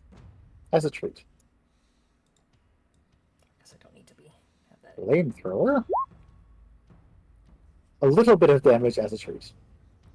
Well, let's hope it's all the damage, because giants are not known for their roundabout dexterity. That's an 11, so that will actually fail, so she will take all 4, yay. Oh, okay. Pretty good. Only a couple hundred left. Her boots slightly singe, she strolls up, and now you get a better look at the weapon that she's carrying, Hawks. She is literally carrying an anvil that is hard fastened to a massive chain that she has twirling around like a kunai with chain, but far more ridiculous. Oh, do you do smith work in your spare time? A favorite pastime of mine. It does not matter how you got in. What is in this crypt is mine by right. And you will hand it over. That is your turn. Meepo. 1 second.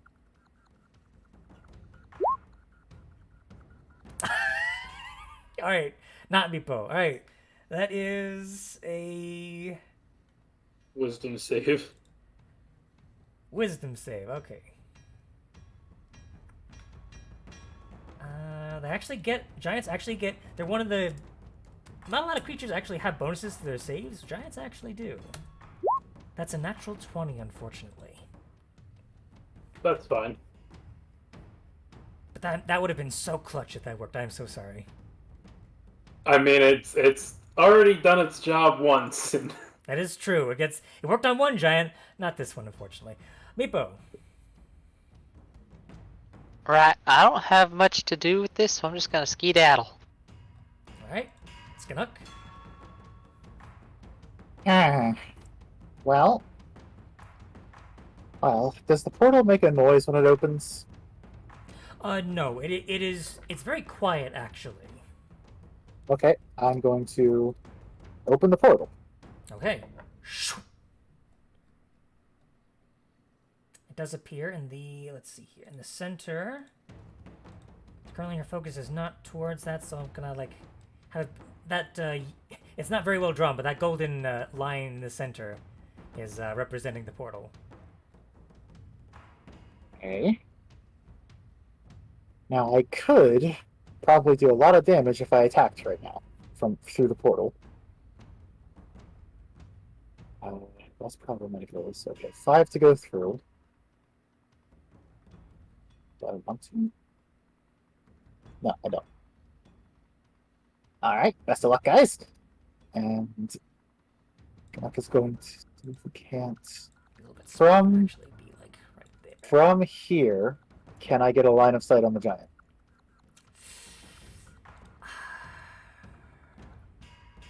She would have 3/4 cover. You could just barely get her in sight. She would have +5 to AC. Oh. Oh no, cover doesn't matter here. Oh, you You're have sharp. wearing metal armor. Oh. Let me double check, actually. This might be important. I know the weapon is metal, and that would be a big help. She is wearing an assortment of patchwork armor, but the way that she's made it, there are pieces of it that are metal. It seems like it's this weird mishmash of different material cobbled together and sewn. So there are bits of metal that are woven into the armor. Okay. Heat metal does conflict with the heat metal does conflict with the thing. You know what? Instead of heat metal, we're gonna cast Bruce. Grease. Okay. Because maybe that's even better somehow. As vicious as heat metal is. So Grease here. All right. She's going to need to make a dexterity saving throw, which giants are not known for. 17. Oh god. Okay. I guess have her do another one because she's getting fired in the face. Okay. Natural 1. Okay. Yeah, so she will take the full fire damage, which is 7. Okay, 7 more damage. All right. Getting her down.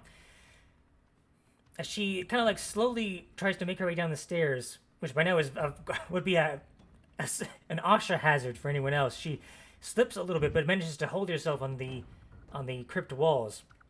But in doing so, she takes full force of the fiery blast in front of her, and she snarls out in giant, "You will give me what is mine!" Is that your turn, Skinnock? That is my turn. Alright, Hux. Please run quietly. Fox will step forward. I happen to have regained my action surge, which is nice. So, there's going to be 4 attacks with a battle axe here, Okay. and I'm going to do the shield shove in between using a bonus action. It's 2 Okay. attacks, the shield shove, and then 2 more attacks. So, that should not have been an advantage, but doesn't matter. Mm. Okay. So, would you want to roll a d20 for me? Oh, I see the giant's might damage is what really is coming in here. So that's Nice. 19 damage. I will roll the d20. This is gigantic. 5. Which is not quite into the... No, but It's she a will. DC 15 con save She will for suffer taking an action. an internal injury. On every action she takes, that could be a big deal. That could be a very big deal. That might factor in a lot here. Okay, All right. so how much damage was that total again? 19. 19 total damage. Not bad at all. I will then attempt the athletics check to shove her to the ground. Okay. What is her actual strength? Let's see. She has a +9, so let's see how this goes. Is that the second nat 20 she's rolled? Yes. It is the 10th of the session. Apparently, this session is just all 20s. Can I borrow your dice? Well, you'll have to Please? steal it from roll 20. I mean, you'll have to hack into the system. You're gonna be Hacker Man. And then I have 2 more battle axe attacks. You do. She's truly showing her noble frost giant heritage. Clearly. Charlotte, very funny. 11 will miss, but the 24 will in fact hit. 11 more. All right, not bad at all. So it's 30 damage total. Scales, the portal is now open for you.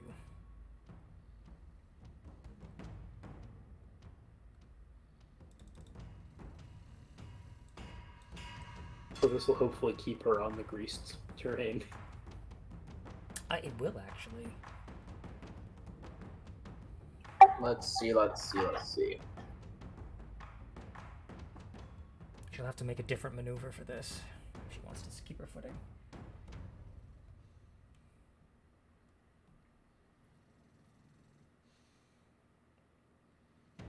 I'm gonna run out through the portal. All right. Right. So it'll be 5 feet. It'll be just 5 out feet. there. Just get out there. And as you're there, you see Muerte on this side of the hill, unconscious and bleeding out. Okay. So 5. We can like stabilize, but not res the bird. 10, 15, 20. So we're gonna move here. We're gonna go.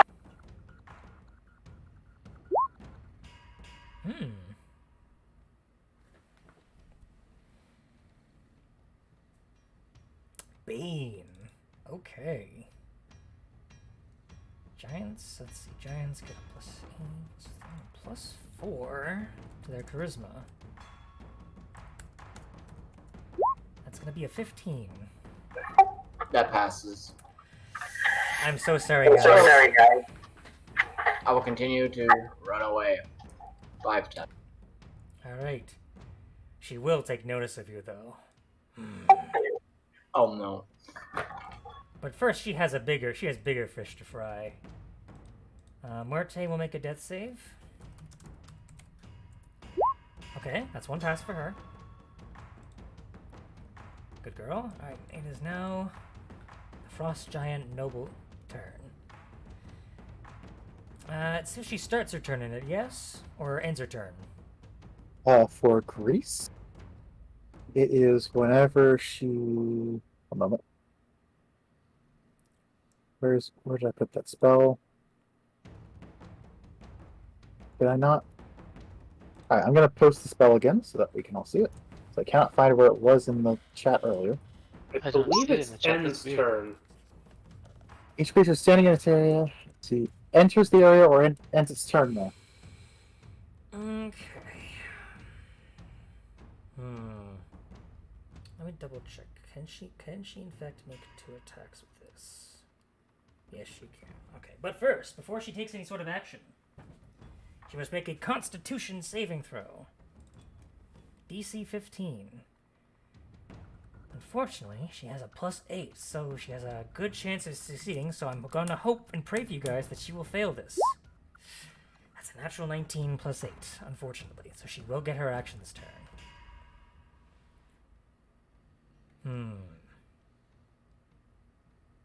Alright. She's going to twirl the anvil on the chain. Launching it at you, Hawks. That's going to be a 19 to hit you. Hawks' AC is 18, so that will hit. That is unfortunate. You're going to take 18 points of bludgeoning damage as you get socked right in the gut, all the air knocking out of your lungs with a single blow. Ow. Alright.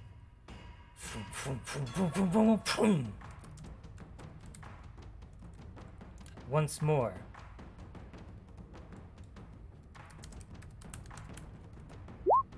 A 15 will miss. This time, you, using your giant's might, you actually manage to catch the anvil with your shield and your arm.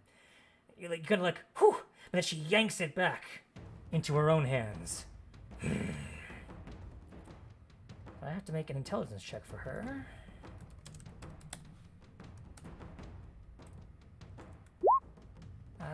No, so she's not going to be too concerned about scales. She is more worried about you. So she is in fact going to have to take that save again for the grease. And this time she will fail. She will actually get knocked prone. The ground rumbles as she falls to the ground. That's potentially huge. Alright, Meepo. I'm just gonna sneak on through this portal here. Boop.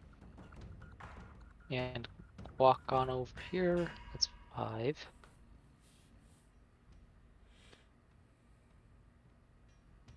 And then, I guess action dash over to here. Alright. Murtu's neck is hanging off the ledge, tongue lolled out. The fury still is in her eyes, but her strength is leaving her. And currently you see the Yeti currently just shivering and shaking inside the boat. Just like whimpering to itself. Pretty much like Scales. They're pretty much like on the same wavelength right now in terms of being blubbering and crying. Can't do anything about it. Just hang in there, kid. Alright, is that your turn? That's my turn. Alright, Skunuk. Oh, wait. Just a second. Let me double check if this is a bonus action. Okay. Nope, it's an action. Oh, I'll do okay. it later. Skunuk. Well, another dexterity save, because this is just going to be your life now. Sorry to say. Not sorry to say, but... So, I don't know if, do people who are prone get a disadvantage on dexterity saves or anything? I don't think they do, but I will double check for you. They do not. I'm looking at the conditions page. Okay, cool. They had disadvantage on attack rolls, which could be good. Okay. So, the fire will just be normal fire instead of being more guaranteed to hit fire. That would be 12 fire damage. She fails. Another natural. She seems to be really bad at getting these fire saves now. Excellent. Y'all love to see it. Anyway, Sure beats the nat 20s, doesn't it? it really does. Yeah, Skunk will then just try to shoot her, I guess. Which I think would be disadvantaged because she's Correct. For the prone, range and attacks, yeah. advantage because she's next to people, so just normal firebolt. Alright, that'll hit. Which does 22 damage.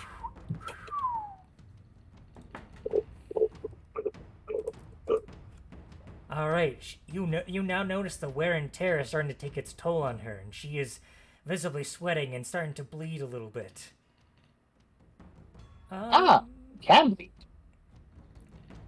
She mutters something in giant when she hears Hawk says, "I will gut you last."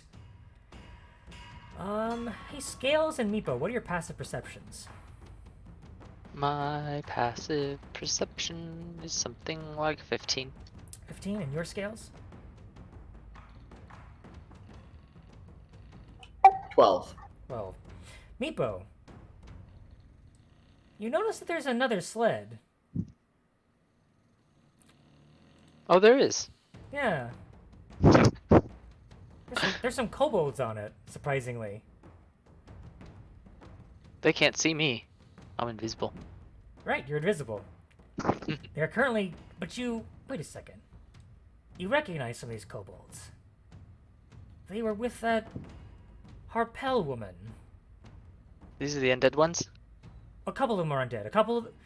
You see some of them that are not... The ones that are not shivering and blubbering are basically still alive. There are a couple undead ones, though, that are just kind of standing and lolling about. But you don't see Miss Harpel anywhere.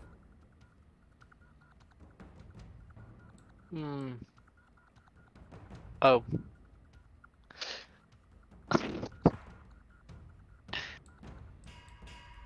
That's all. That's what you notice passively. So at the end of your turn, Hux, yeah, Hux, that'll be your turn. Wow.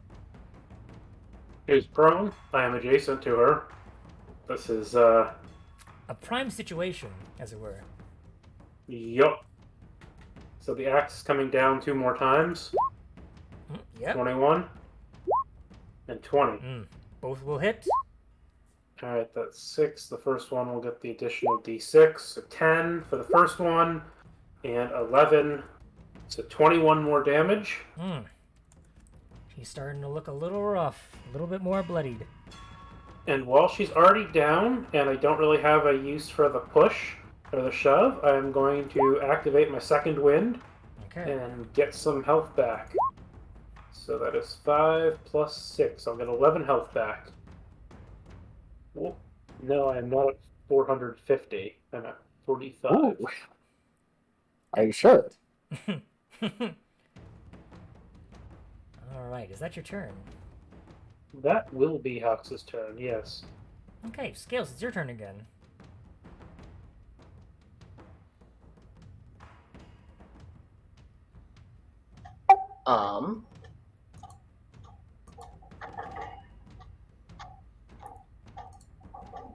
In a sheer desperate act of trying to disable this giant possible, and with the already confused and panicked and state that Scales is in, he's going to move 5, 10, 15 feet away, Okay. and then You he's notice- going. What? You notice something. standing there. A woman you've never seen before is hiding behind that. She puts a finger to her lips and gives a wink as she holds out a wand pointing it at the giant.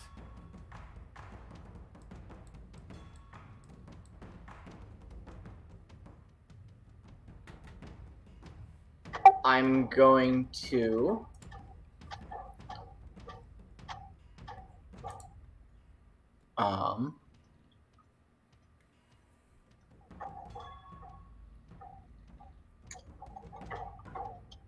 okay. So being the bard that I am,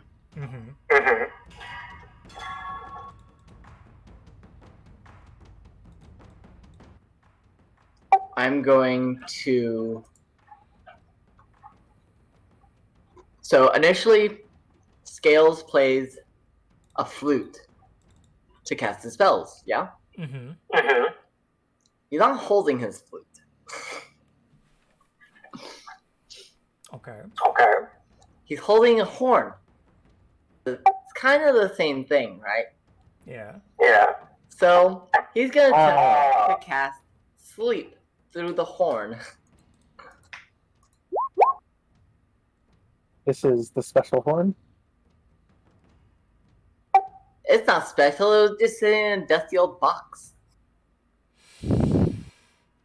Okay. Well, you're not technically not using the property of the horn, so you're just using it. Okay, I'll allow this. Okay, roll the numbers.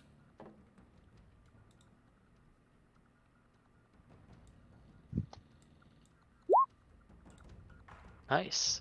27. Not enough. That's unfortunately not enough. That's okay. I didn't think so. She is still up. She is not asleep. But as my bonus action, I'm going to activate this.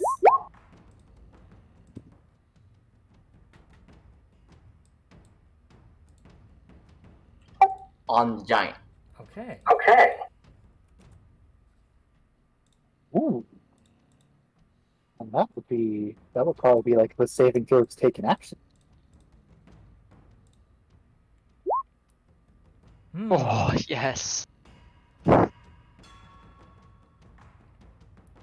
Oof. That, oh boy. Well, what a coincidence that it's this person's turn next. It's much a Oh no, it's that person. Okay. Because, yeah. I rolled her... initiative a little bit before. That's what I was talking about when I was saying something was sneaky and breaky and cheeky. Do-do-do-do. She will stride up, a little bit of a limp in her gait, as her kind of shaking hands bring forth a wand. This older woman stretches forth her wand and points at the giant. And she will cast a terrifying spell as this black crackling energy swirls around her wand and stretches forth towards the giant, and the giant's limbs and skin seems to clam up as the moisture dries out from it. She's casting Blight. The giant needs to make a con save. However, subtracting the 8 from it, this is basically just going to be a straight roll then. I'll add... Yeah, I'll just subtract the modifier from it, because 8 was the modifier. Alright. Fails. Oh boy, this is going to be a lot. This is going to be big boy damage. I love that ability. It's pretty... Is that specific to your subclass? It is. Nasty. Imagine just like 4 of those stacked on one creature. Gosh darn it. Nice. The giant takes 35 points of necrotic damage from this wizardly individual. She kind of twirls the one in her hand and gives a pet to the owl on her shoulder. Excellent. I'm sure you all can take it from here. Muerte's turn. Another death save for her. That's 2 failed death saves for Muerte. My We girl. had one save, right? She had 1 save, yes, but she needs 3 to become stable. And right now, Okay. she has 2 I'll because they take had the wheel. 1. It's now the giant's turn. She's going to stand up, using half her movement.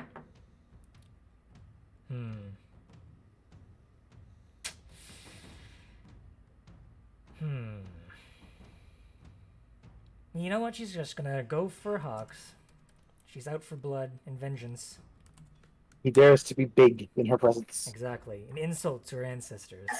She didn't happen to notice that I was blowing the horn, did she? I feel like because it kind of tickled her nose a little bit instead of really putting her to sleep, I feel like it wasn't too noticeable. Okay. Plus, big boy. Dealing big damage.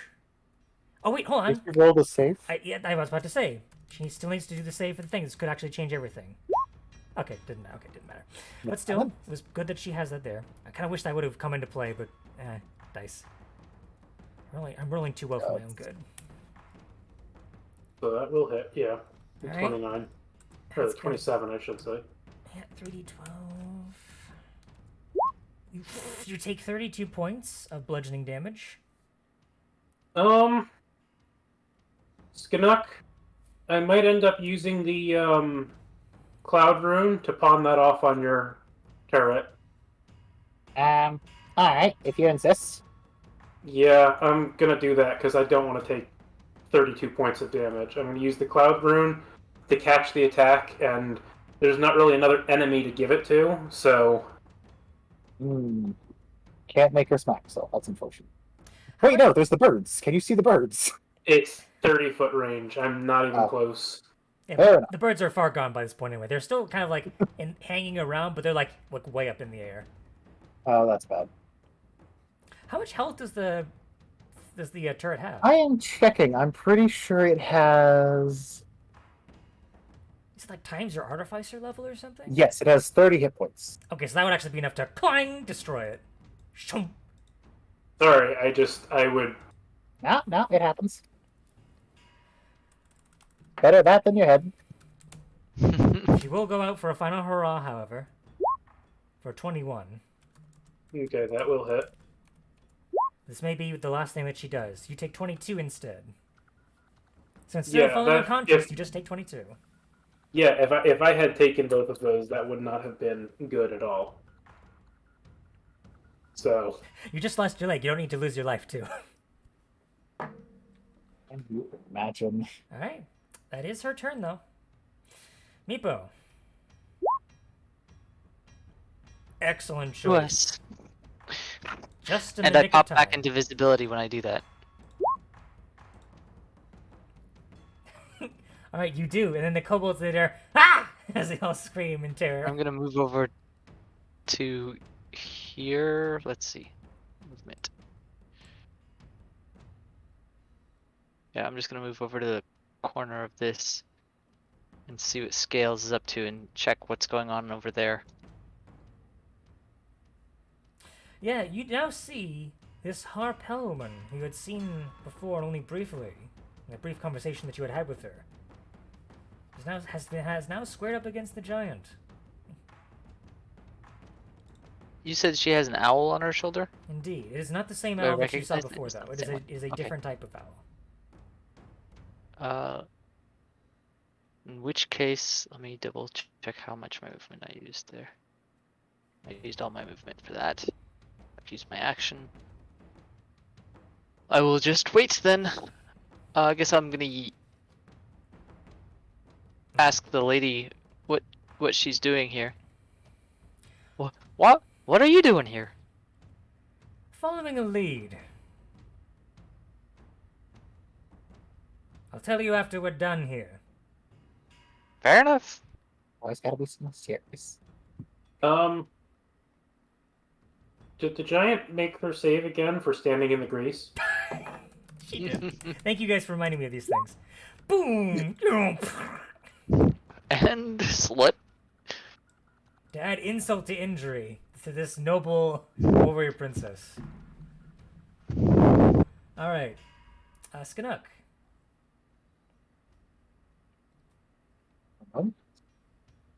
Writing a diss.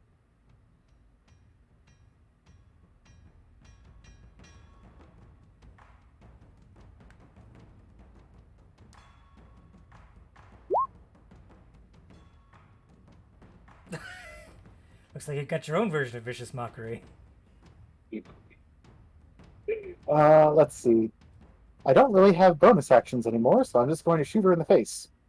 Fair enough, and this will be straight because you have Hawks at your side. Or by her side, Yep. rather. There's that. Her. Never mind. I was gonna say something bad. 17 will hit. Another 21 fire damage. How would you like to end the giant, Skanuk? Firebolt through the eye. All right. As she struggles to get to her feet, using the crumbling bit of the entrance to hold herself up, she will scream and bellow forth as the fire ignites in her face and melts partially into her skull, searing the flesh. She takes one step forward, one step back, and tumbles down the stairs. You have to dodge out of the way, Hawks. As she lands face first on the stone floor. And combat, once again, comes to a close.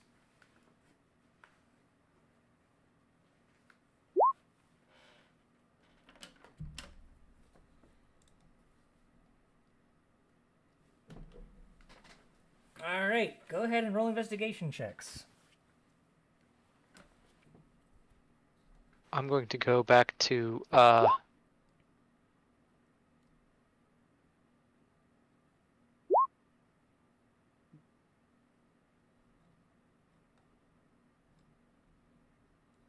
can't remember the bird's name. Morte. Longa. Yeah, I'm gonna go back to Morte and kind of gently move her back towards the sled.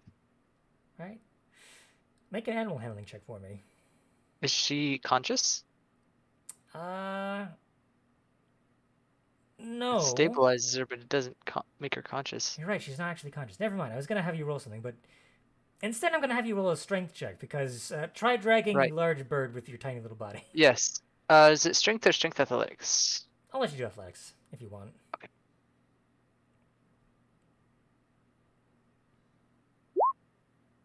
Come on, Meepo.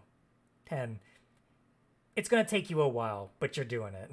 And while you're taking the time to do that, the fruits of your labor Doing and it investigation. carefully, so. Oh yeah, you're being careful. Don't worry. I'm not gonna take that into account. Yeah. If you had rolled a natural 1, I would have been more worried, but it's 10. It's fine. Right. So Scales and Skanuk. The hammer, as cool as it is, does not seem to be magical. It is simply haphazardly, well, not haphazard, well, it is basically a makeshift. Basically, it's the same kind of make that you guys would do, but it's essentially it's a giant make instead. You probably could make use of the anvil, honestly, if you were to take that with you. It's very heavy, but you could use that in the future if you needed to. And of course, you have the chain as well, which has about I'd say 40 feet of chain to it.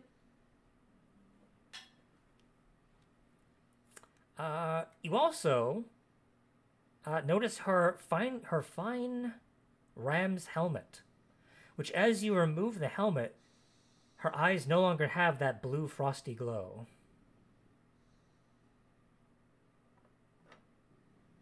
Which is interesting to you. And then as you take it off of her head, it slowly shrinks down to your size.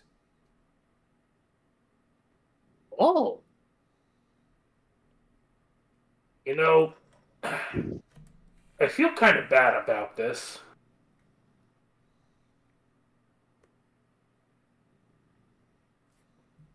I mean, not that I would do anything differently. I mean, she was going to kill us either way if she, I don't think there was any negotiating with her. Indeed. There really is any negotiating with giants, unfortunately. Ah, by the way, hello again. I believe we've met before. Felin Harpel. Sure. She extends a hand out. in your Slips on the- large form. Slips on the grease. Ah! Hang on. Actually, you have to roll a save for her, actually. She wasn't paying attention. they saw. Oh. Is Please race fail concentration, this. or is that... It is not. I think it is, in fact. I think it may just be one of those spells. I think that's why there's a brown square up there as well. I think I cast it earlier. It just Oops. stays there. What's your Yeah, spell it just save DC? stays there for It's 10 15. minutes. 15? She extends her hand out as she does. She and slips in the grease and slips down a couple stairs. You hear a crunch. Yeah, maybe don't do that. I'll try not to again. And the bird that was on her shoulder kind of flaps and screeches up as it flies off her shoulder. Hawks will help her up. We'll kind of just pluck her and, put her upright at least. She kind of dusts herself off, gets some of the giant's blood that was staining the stairs off of her dress, and she kind of gives a. She kind of snaps her fingers and casts prestidigitation to clean the blood off of her cloak. Just like that, the mystique is ruined. The owl will be saying, "Mistress, please be careful." She'll kind of dust herself off. Thank you, dear. So helpful. Well, I hope you enjoyed my assistance. I hope that was helpful to you. I mean, it seemed to do a lot. I'm not sure that we wouldn't have been okay without it, but it did seem to do a lot. Oh, of course, I'm sure you could have managed, but what's a nice little hand for helping, yes? And, to kind of cut to the chase here, are you expecting something in return for helping? I expect nothing, but I was hoping to get a chance to speak to you again. You see, I've been at my wit's end, trying to solve a little mystery, shall we say. And I was hoping this ruin held the answers that I'm looking for. Tell me, what did you find in this ruin? If I may ask. I found several helpful tools for removing pesky extra limbs. I see. Anything else? The blessings of frost giant kind. Alright, I will ask you, are you trying to conceal anything from her? Are you trying to conceal the horn? Yeah, I don't want to tell her about the fucking horn. Okay, She doesn't deserve to know about that. Make a deception check for me then, because you were trying to steer her away from that line of thinking. See, look, actually took its leg. The axe actually took its leg off there, and we had to make a new one. You know, it was not easy having to make a new leg from just axe pieces. Like, Does This that- was It was a actually fun, kind it of was a covered fun in his experience, though. Does that kind of help? It was. We should work together more often. I wonder if we can get a sample of this magical fire down here. It will lend credence to the fact that he lost his leg. But not so much of the deception. I'm actually going to say no to the help on this one. She will still have to roll, though. Yeah, natural 20. It doesn't matter anymore. How many times have I rolled a natural 20 in this session? Too many. Oh, Too many. Luckily, only one of them was to kill someone. That is, well... No, that's not true. In this session? Yes. Did you have a natural 20 against you? Yeah, because that went to Hawks for the leg, and then there was the I think there was a different nat 20, pretty sure. There were some saves and stuff, but there wasn't ever any damage dealing nat 20s aside from that I one. don't know. She was trying to kill us the whole time. I kind of feel like Right. that. There is a door over here we haven't been able to open yet.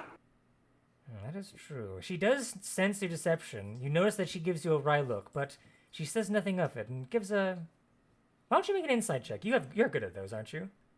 Yes, I have advantage, in fact, on all insight checks. All right. Because of, I think, stone rune. Yes, wisdom, insight, advantage on everything. All right. You notice that you know that she knows that you're lying, but you notice that she is not angry about it. She's simply taking note of it. I mean, wouldn't you say, though, that any treasures that were found here should probably go to someone who is an inheritor of the giant's legacy? Which this one claimed to be, but, you know, I had already gotten that, so You Sucks to be misunderstand her. me, my dear. I'm not looking for anything of the giants. But open the door for me, if you would. You're quite a strong lad. And as you're doing that, Bean will walk over to Muerte, like, all right, people, if you're sure. Drops the the good berry into the beak. And there's just a mighty as Muerte arises again. And I think you would still have speak with animals up, Scales. Yes. There is just a barrage of unchristian swearing. Your poor little ears can barely take it. You know, out of character, that giant had a lot of potential to just kind of squash each of us in, like, a single round of attacks. And we kind of dunked on her. Yeah. We did very well in that fight. I You think played to your strengths, you fought with strategy on very low resources, and you pulled through. I was expecting a party wipe. I really was. You pulled through though, with strategy. Let's see here. Go ahead and make a athletics check, if you wouldn't mind, Hawks. I have advantage. Like, 25. All right. Kung! The doors, even with your strength, they move slowly open, but they do open nonetheless. The chosen of giant kind, or something like that. Yes, quite.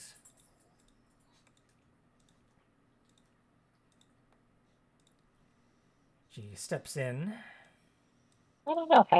Being able to just bonk things open really does seem like a giant sort of criteria to have, doesn't it? Hmm. Oh shit! She looks around. She kind of like scratches her eye patch and sort of takes a swift look around the room. What's her spells? Let's see here. If you don't mind me asking, what question were you hoping to have answered? I was hoping for information. Information that this place I don't think has. Pity. You should double check the torches over there, the fires. They've got a riddle on them. Maybe there's some deeper meaning to that. I mean, we solved the riddle, but that doesn't mean that's all it was, you know? A riddle to some, a message to others. Very well. You may take whatever is in these chests. I don't think I'll find what I'm looking for here. Oh, cool. More inheritance. If you don't mind me asking, what information were you looking for? He kind of gives you a side eye. Perhaps if you were more open with me, I could be more open with you. Your friend was rather seemingly wanting to hide something from me. Not that I can blame you. I wouldn't trust me either, but perhaps we could be more open.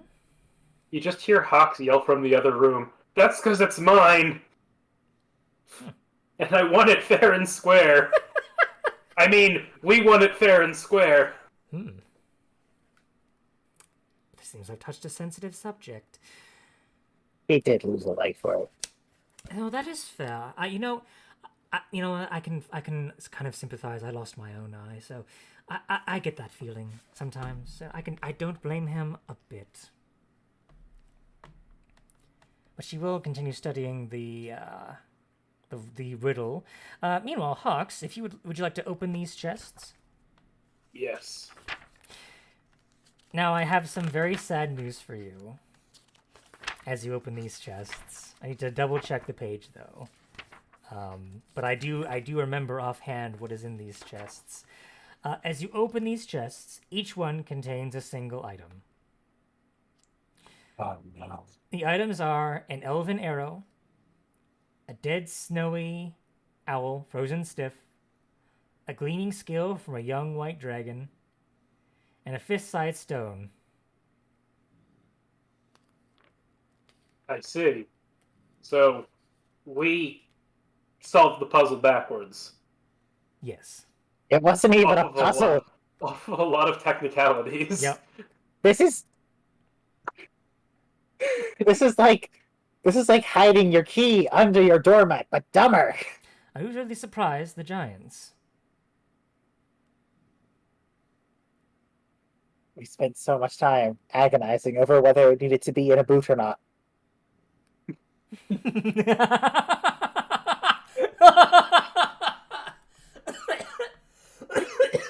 Like just 1,000-yard stare. Ox is adding that dragon scale to his inventory, though. It's a pristine white scale. It is from a young white dragon from the size of it. Pretty good condition, surprisingly. Was there like any sort of writing or something on the walls of the room that the axes came from? Let me double check that, but I don't believe there was. Wait, like, Nope. because I think it was just the horn and the axes in the chest, and I was wondering if there was anything else. But Yeah, so Hawks will come stomping out. He's probably going to shrink by now. But he'll come out flipping the scale like a coin, and he'll be like, you know, she was talking big game about her ancestors being buried here, but or disturbing their tomb or whatever, but I don't know that she knew what she was talking about. Keep in mind the thrones themselves are a place for their spirits to rest. Keep that in mind as well. But you have a point.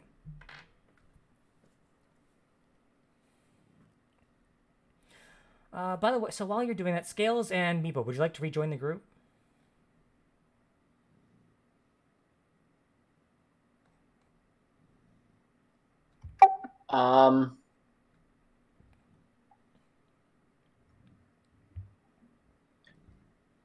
Haltingly, I guess.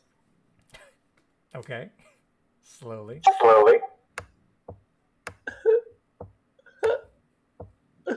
What is Marty doing? He's going towards the group. Raging.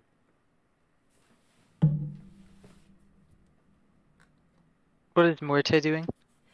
Muerte still calling out, but it's kind of stamping her face. She's more like she's throwing a tantrum than anything.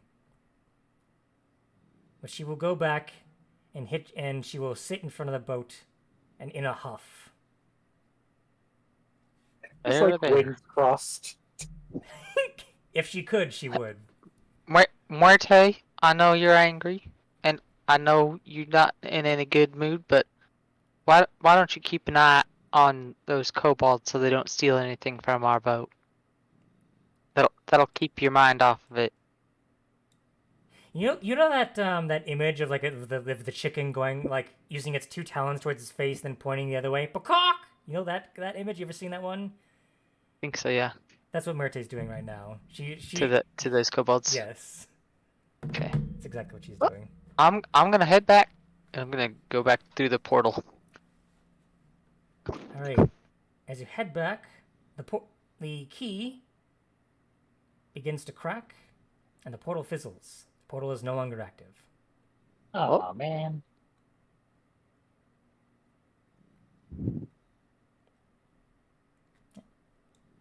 Yep. So that is no longer a thing.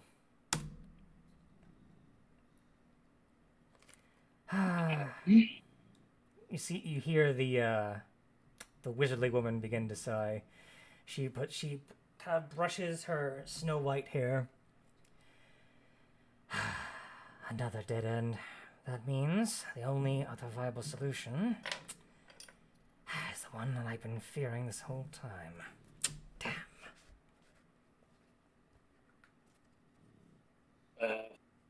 Anything we can help with? She kind of brings out a notebook and begins scratching things off. Perhaps. But if I know you hero-y types, there's things you might want to do before you do what I wish to do. Okay. Believe me, I'd love your help. But I have a feeling, just a simple feeling, that you are going to be needed very soon. There was a bit of a hubbub when I left Ten Towns, you see.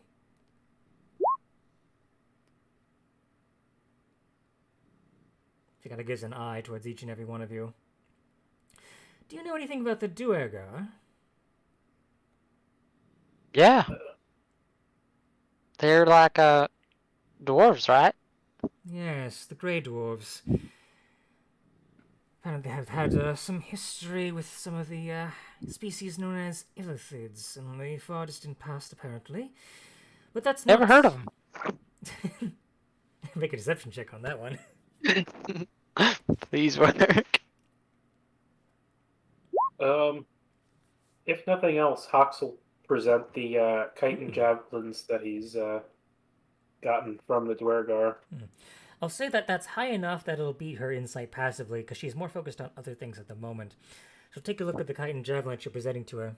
Ah, yes, they do carry weapons like that usually, mostly fastened from different steeder parts or other underdark denizens. But yes, the reason I think you might be preoccupied is I've heard of your deeds, or rather the Giant of Eldath's deeds. And she kind of gives you a knowing look. I've been watching you for some Great time. person, the Giant of Eldath. Great person. Indeed. A great person indeed. I will admit that I've been watching you for some time, and I am sorry for your loss, for what it's worth.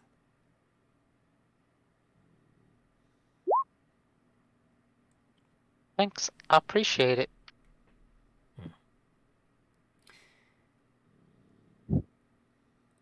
I will ask you though. What is your goals as a group? I must ask.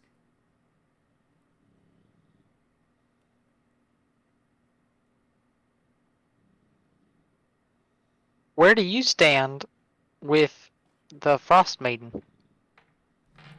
Formally and properly against her, as what she's doing impedes the very reason that I am here.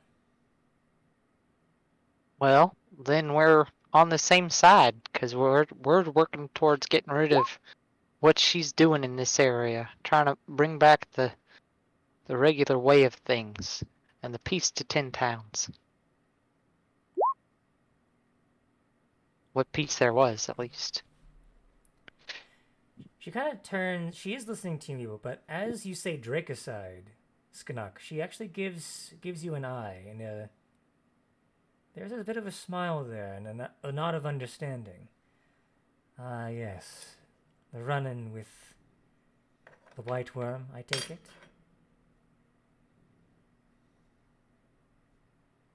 One or two. A terrible creature, that. She's lived throughout the tundra for hundreds of years. Very few to none have stood up against her. In fact, I think only one not dealt with her personally. I think in history somewhere, I believe there was a drow of some kind, or a company of some sorts, like dealt with one of her mates or children, I believe. History's a bit fuzzy on those details, but Drow, you say? Maybe I have some recollection of this story. she continues. Sorry. Go ahead and make a history check for me. Hawks. 11. You think you remember a story about Drizzt and one of his companions. You think his name was Wolfgar, perhaps? A barbarian from one of the Regid tribes of long since past. That dealt, I believe the dragon's name was Icing Death, I think? I might be getting the name wrong in the lore. But I believe they took down the dragon at the Evermelt, or at least one of the springs near the Regid Glacier at some point in time. That may be what she's referencing. You don't know the details of it, of course, but you know about it, being the avid Did fan. the dragon have a really funny name? Yes. Frostburn, Ice Death. What was it? I can't recall. These white dragons are a little bit predictable. Indeed. Some would say they're a bit more on the savage side, and given the death of your companion, doubly so. But what if I could promise you, sir, that if you were to help me, I could, or rather, my goal, the place that I'm trying to find, could bring you the revenge that you desire. Would you help me?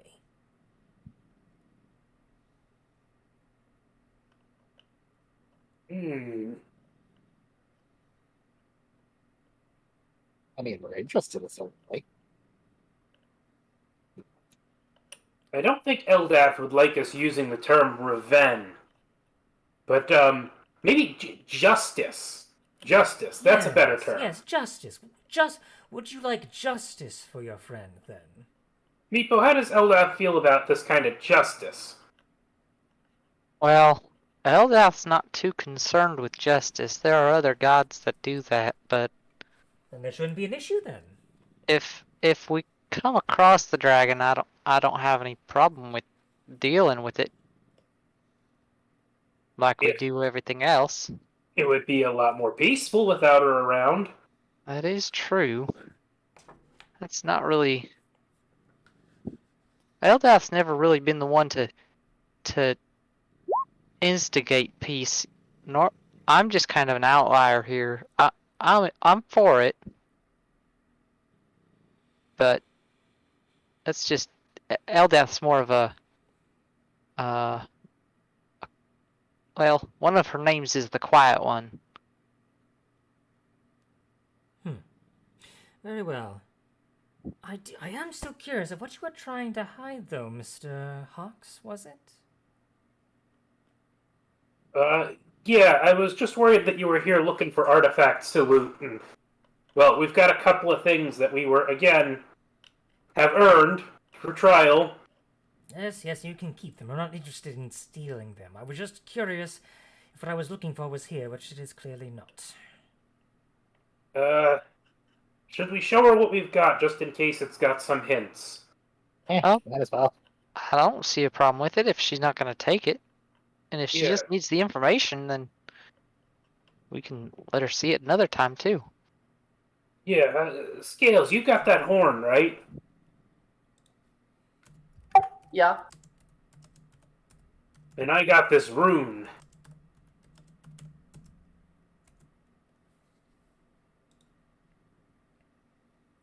A horn, you say? Might I see that? I might identify it for you. Yeah, here you go. Thank you, darling. She kind of gently takes the horn from you, and she takes out a very large pearl. She starts muttering an incantation, and her eyes kind of glow for a second. Ah, interesting. This is a horn of blasting. And I will paste what it actually does in chat. I will make a handout for this. But There might already be stats for it in the. I don't believe. Hang on. Unless I already made one, I don't think so. No, It is. There's a SRD. Oh, is there? Oh, good. Excellent. Well, I pasted it in chat anyway, in case it wasn't. So you can use an action to speak the horn's command word, and then blow the horn, which emits a thunderous blast in a 30-foot cone, audible 600 feet away. Each creature in the cone must make a DC 15 con save. On a failed save, a creature takes 5d6 thunder damage and is deafened for 1 minute. On a successful save, a creature takes half of that much damage and isn't deafened. Creatures and objects, so basically shatter, essentially. Creatures and objects made of glass or crystal have disadvantage on the saving throw and take 10d6 thunder damage instead of 5d6. Each use of the horn's magic has a 20% chance of causing the horn to explode. The explosion deals 10d6 fire damage to the blower and destroys the horn. So she hands it back to you, so be very careful with that when you use it. And keep that in mind.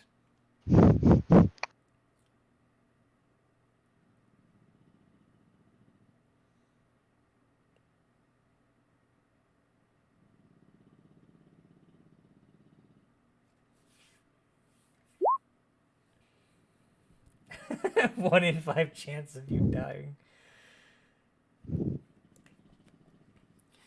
Well, this clearly isn't what I was looking for, so if you do wish to help me, then I will tell you.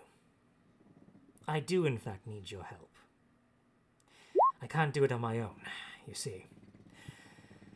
When I came here, I came with 3 other individuals, all from the Arcane Brotherhood. We were sent on an expedition together. It was myself. Let's see here. Double check who was with her. One second. I need to double check my notes here. Apologies. 1 second. My notes, of course, in this case being the book. Let's see here. Here we go. I came here with 3 other people.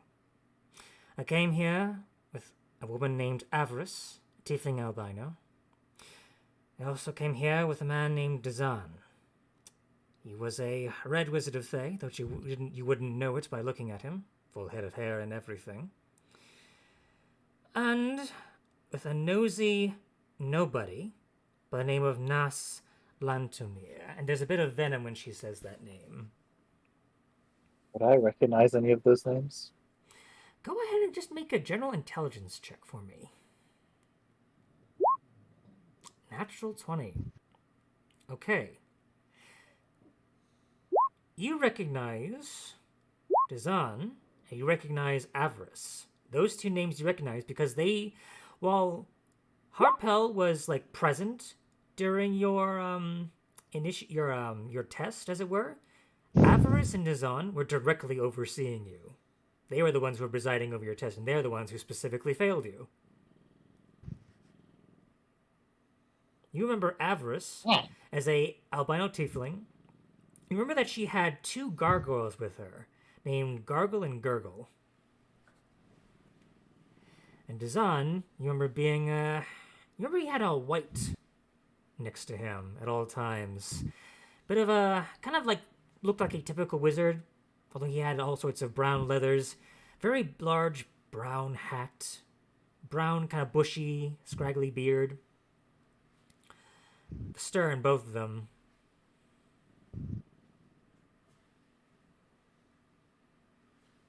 So you do remember them. You have seen them before.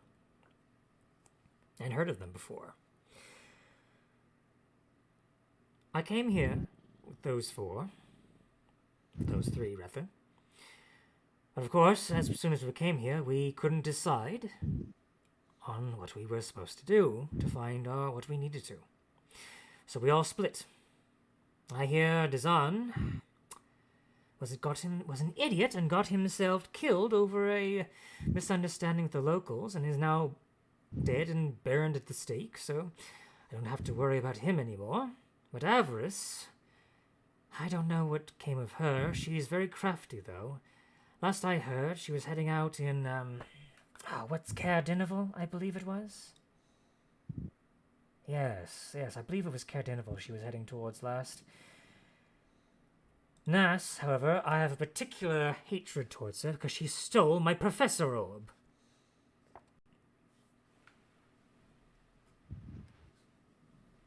It's a bit of a bite as she says that.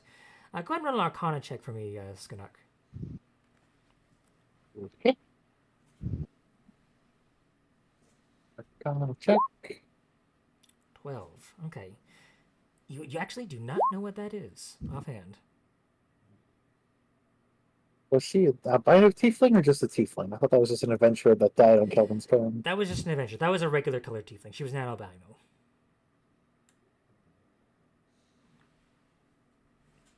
You would have recognized the body if that was the case, Skanuk. So, Avarice and Nas are the two that are still alive? Or is Nas... Presumably. I have not found a hair nor trace of Miss Lantomir. All I know is that she chartered a boat off into the Sea of Moving Ice, and that's the last anyone saw of her.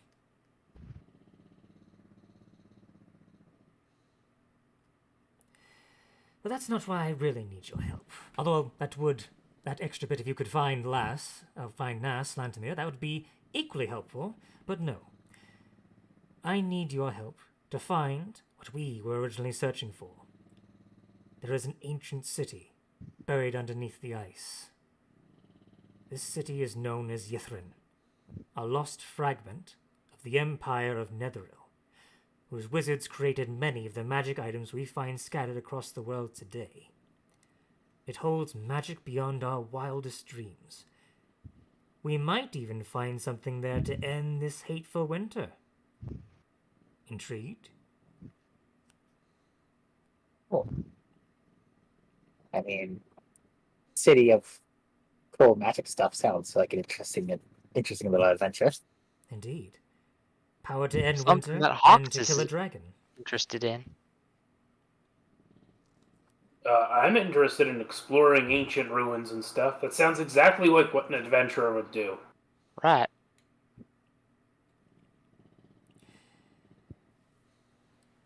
As for the location of the city, Using divination magic, the Arcane Brotherhood learned that the city was buried deep inside the Regga Glacier.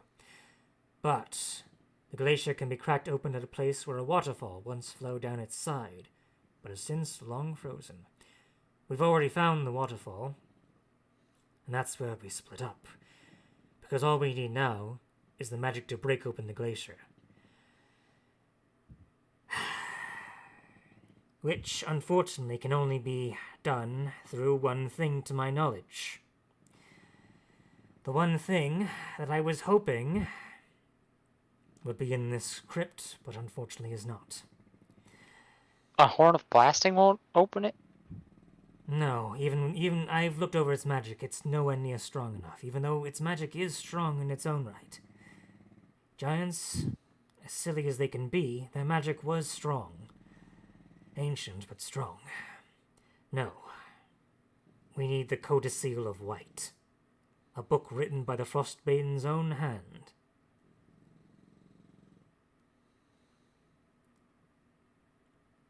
Meepo blinks. Sounds like something that someone like Ravissant might have been given or holding on to. Unfortunately, no. Remember, I was there when you killed her.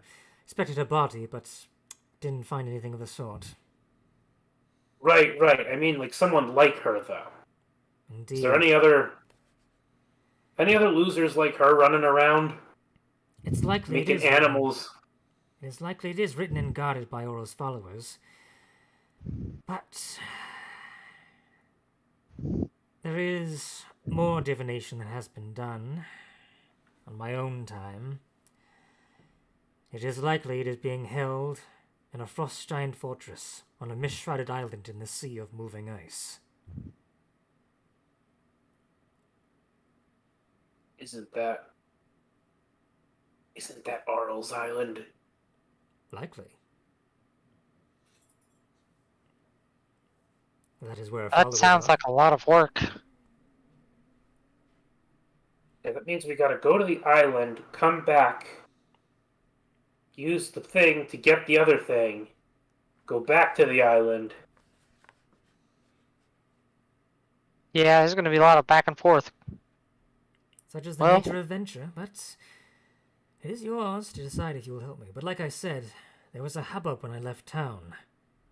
I heard mention of Duergar, but I didn't stay along too long to find out. I heard and, well, used some magic of my own to find where you were headed, and thought I'd sneak a peek at where you were. If you're divining things, is there a chance you could look into the possibility that the Duergar, in all their tunneling, might be potentially able to access that place as well? It's possible. But not probable. Well, it might be probable. I would simply have to take the time to look. My magic is strong, but it simply take time. I would have to know where they were tunneling. For instance, I can't just. I'm not able to suddenly magically know where they are tunneling. If you could find me a good place to begin looking, I could certainly try. I wouldn't even know where to begin. Exactly. Such has been my own. Meepo's gonna kind of sidle up next to Skanuk and whisper, Weren't the Draugr the ones that were up next to that mountain we were at? Trying to Yeah, weren't they excavating Chardolin out of Calvin's cairn? do we want that lady finding a place where she can get her hands on Chardolin? Sure. Force a Kraken.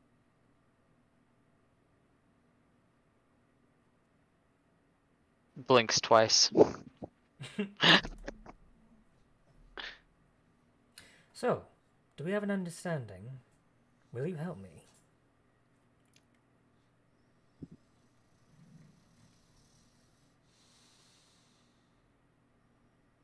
Help me, help you. Help 10 towns.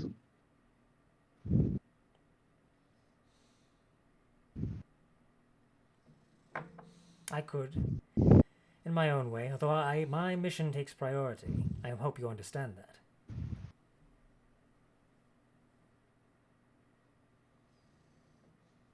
Well, I think we're in agreement that we're willing to work with you on this. It's just a question of kind of figuring out where to start and having a plan. Well, if you are trying to find a place where the Duergar are digging, perhaps head back to Ten Towns. Speak with one of the speakers. Maybe they can point you in the right direction.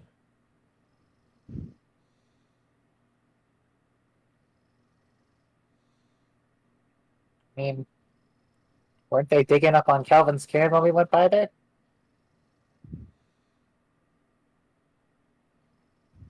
Like I said, a lot of back and forth. Now, if you want to limit the time that you're moving, perhaps start with one of the speakers.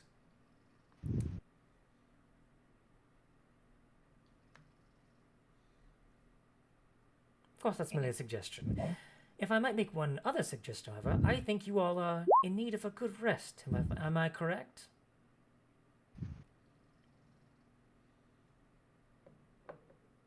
Yeah, most likely. I mean, I don't know about you guys, but I am very, very tired. I'm pretty mentally exhausted here. I am as well, and I'd like to take some time to actually use this rune. Very well.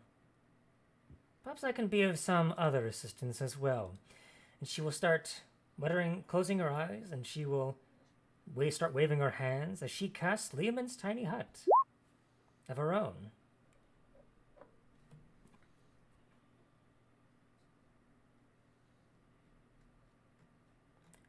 She will call for her kobold minions as well. I'll kind of say like, oh, I don't. The two kobolds just kind of wander past and go into the circle. Kind of a scraggly lot. You see one carrying like a staff. Kind of like, it seems like they might be like an apprentice of some kind. You got like a little cobbled together spell book made of like scrap parchment and like wooden plates, like cobbled together to make like a makeshift book. Oh. Got like it seems like their scale is like a deep green color with like yellow. They have like these yellowy slit eyes. Got a hood covering their. Kind of starts sidling up to villain. Kind of starts making their camp. Getting bedrolls out. The two zombies that she had, two kobold zombies, are currently standing watch at the front of the stairs.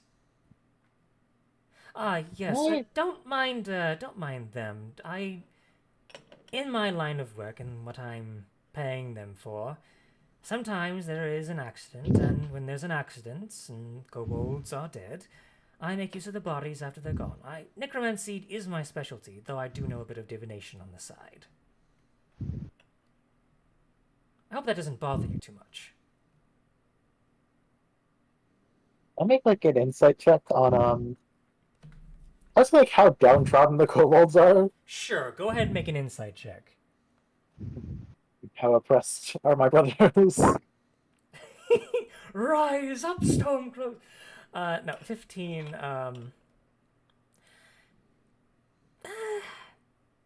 they're about as well treated as, like, a cubicle worker, I guess. Like, they could be treated better. Like, honest. Long days at work, not a lot of appreciation. Yeah, that's the vibe you're getting. Nothing sinister. So as far as you can tell, she is paying them for their time, and they don't seem to mind it. You do see that the one is seemingly learning from her, so it seems like one of them is getting something more out of it. So could be worse, could be better. Fair enough. But as you so wish, you can all take a long rest. Yay, I get everything back. And a well-deserved long rest at that.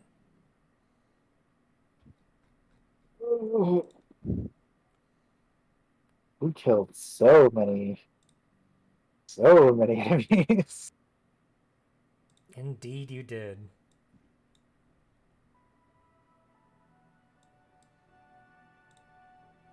I'm going to use my crossbow bolts to roast the ravens that we killed over the fires over there.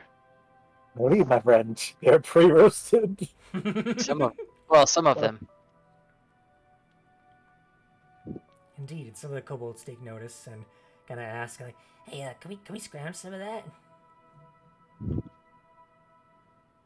I don't mind if they don't. Ah, thanks, Ken.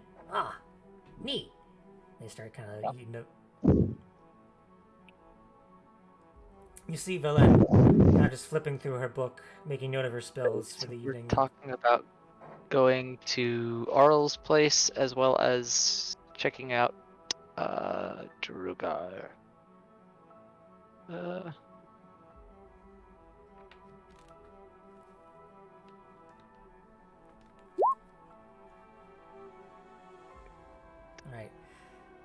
Myrte has not come inside. She's currently stewing outside near the boats. The Yeti tyke has come in though and is currently snuggling against Scales, trying to find any source of comfort. This mad world we dragged him into.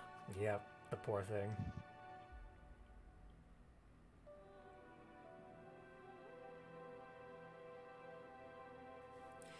You do notice Scales as it snuggles up against you. It actually starts to speak at you in Yeti. You could tell it was very young before and it didn't know it couldn't speak its own language yet, but it says just one word to you in Yeti. Scared.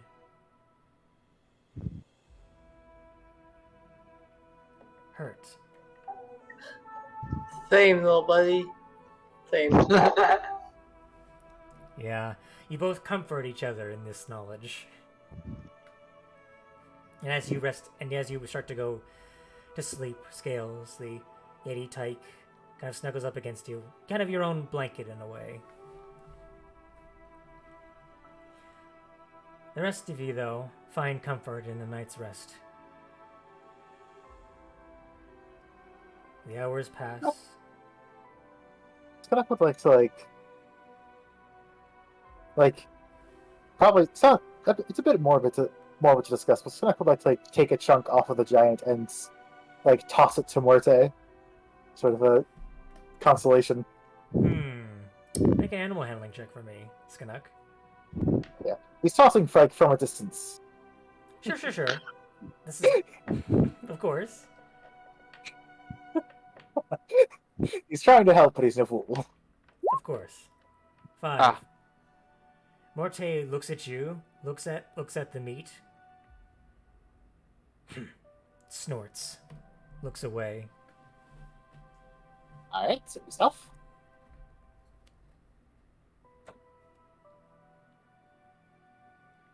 She gives a long, sad trill to the stars as you walk away.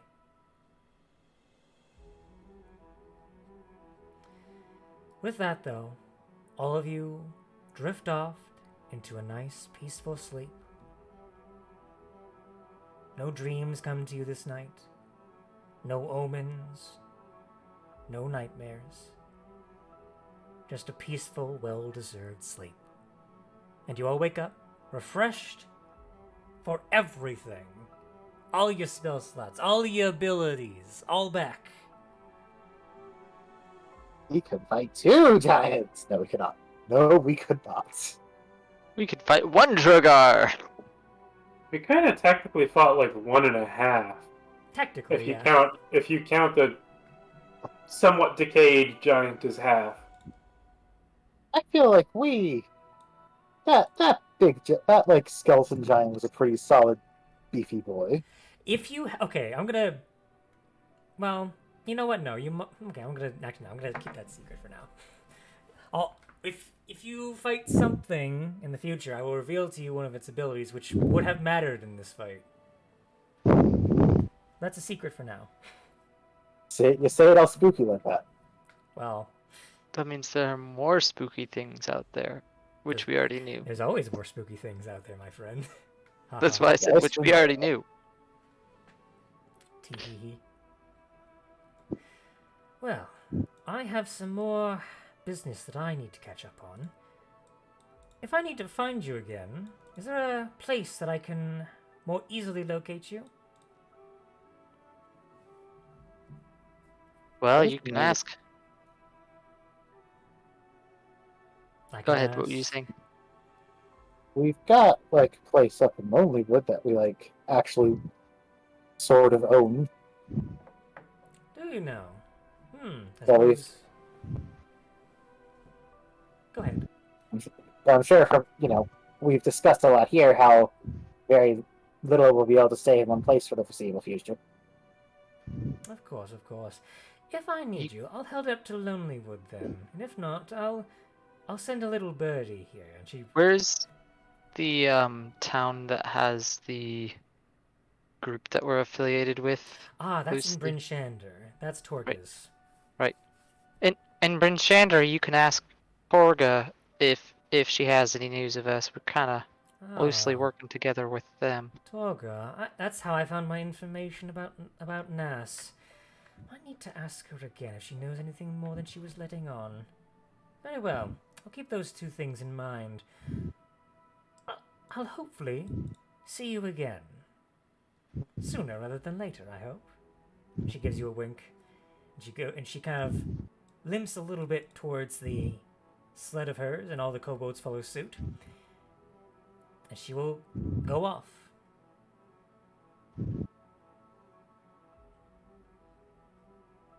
Which leaves you all to decide what you want to do next and where to go. Well, I'm concerned for the people of 10 towns having to do something with a drugger. I also was curious about what kind of things might be down there. She said there were a bunch of magic items. All sorts of ancient magics from a different era. She mentioned some of them might be enough to take down a dragon. Some might be powerful enough to end the current plight with the weather. Powerful magic.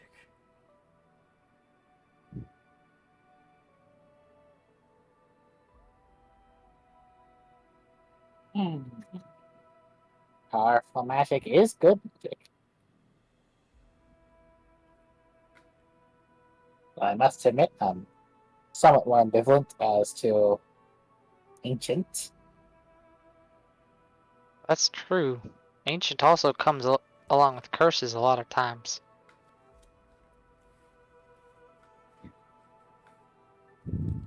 Bean kind of sidles over. But powerful enough to end the Frost Maiden's curse? I mean, that's what you guys wanted, right? I mean, isn't that worth, looking for? I mean, to be fair, though, I am What? scared of curses, though, but is that a risk Trading worth one taking? curse for another's Well, how do you know not it's always a cursed? good idea. Not everything ancient is cursed. Is the horn cursed? I don't know. I mean, she told us that it's got a 20% chance of exploding. Right, but is that a curse or is that a defect? At that point, what's the difference? The branches begin to kind of shake a little bit. Huh. He considers this. You know, you might be right. But still. I don't know. I mean, would you rather fight a god or go into a ruin? It depends on what's in the ruin. Is there a god in the ruin? Is that what the trick is here? I mean, she doesn't know either. I mean, I'm just trying to be helpful. I mean, I don't know what to do. Yeah. I mean, I definitely think we should move the place to the ground. That's it. Let's go. But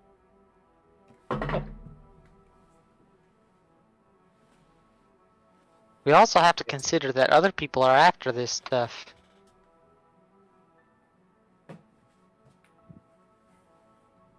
that is very true. I say we go back to 10 towns for now. find out what's going on and get a little more information before we make a long-term choice. Yeah, that makes sense. Ouch. Sorry, pardon me. I dropped my dice and it landed right in front of my dog's face. I gotta grab it, make sure he doesn't eat it. I got it now, so it's fine. But he won't actually. I don't think he'll actually eat it. I think he'll be like, "Oh, what's this?" to kind of sniff it. But I can never tell with him because he likes to chew on metal things, and I dropped my metal dice, so I'm not taking that chance. Besides, it might depend on what you roll. So. Well, it rolled an 8 when I grabbed it, so. Like I said, not taking that chance. All right, but that means you want to go back to 10 towns then, yes? Yes. Yes. Okay, let me grab you all together. Like the kobolds? Drag, drizzity drag. Drag another kobold. Drizzt? Drizzity drag. Just so I have that. I don't think I need to drag you just yet, but I will need to copy paste you if you do go somewhere unexpected. Okay, so let's go ahead and move you back to the big map. So you all are here. I guess that depends on where you want to go. Do you want to go to Brummen first, Targos, or Bryn Shander first? I suppose, since these are the 3 closest options. Well, there's Duggan's Hole as well, but I don't know if you want to go there. Duggan's Hole is kind of a... It is a hole. It's literally, it's a hole, yeah. Oh, the hole? Where did she come from that she just heard rumors of stuff? Because if there's something potentially going down soon, maybe you want to be on top of it. She didn't say where she came from. She just said she came from 10 towns. Where did we come from? You, I think... You came from Angajik's Bell. You actually came from the north. You came from up here. Right. I mean, where's the nearest town, I guess? And you said Bryn Shander was the place where Targos has? Torgas is in Bryn Shander, yeah. Not to be confused with the town Targos. Torga. Right. Maybe we should go there. Do we know the speaker in that town? You don't. You know her by name. I believe her name was Duvessa. Oh, right. This is the town where we saved the lady from Let's Yep. not go back there. Duvessa. Let's not fight that. It is a silly place. So in that case, do you want to go to either Bremen or Targos, or do you want to take the long way to get to either Tourmaline or Lonelywood? Because Lonelywood and Targos Tourmaline is are on the where you way meet the to- speakers personally. Targos is kind of an in-between area that's closer to everything else. That's not Bryn Shander. Or Duggan's Hole. Targos sounds like the most palatable to me, but that's personal. I don't have any strategic reason for it or anything.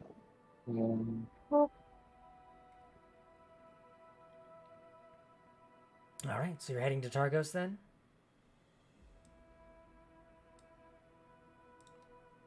It's fine to me. I don't see a particular reason not to. Alright. Fair enough. So because it is a new day, it's time to roll. If we get a blizzard here, right? Can we just all agree that the world hates us? Just call it for the night. Be like, yep, no, we'll deal with this later. To be We're fair, gonna take another 24 hours before we travel. to Just be gonna fair, wait it out. To be fair, it is already very late. So there is a blizzard, I'm not afraid to call it there on my end. Don't worry. I feel you. Let me double check here. Let's. Where is it?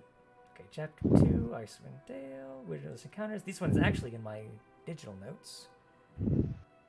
Okay.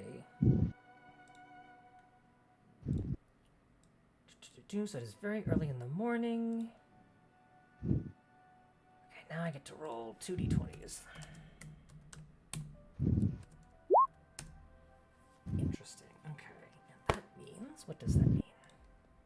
was interesting, Evan. Shh.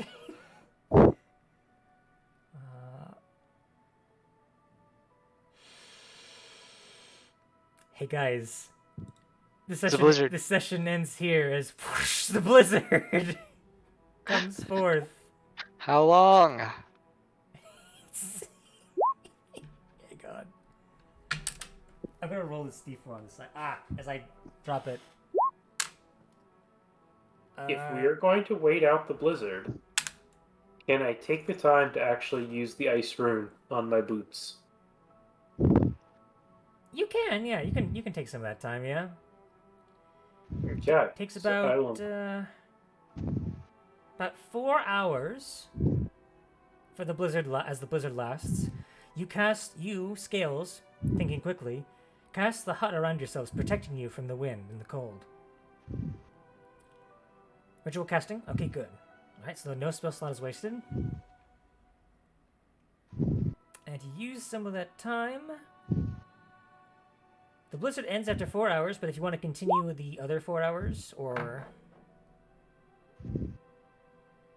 Let's commit to the Yeah.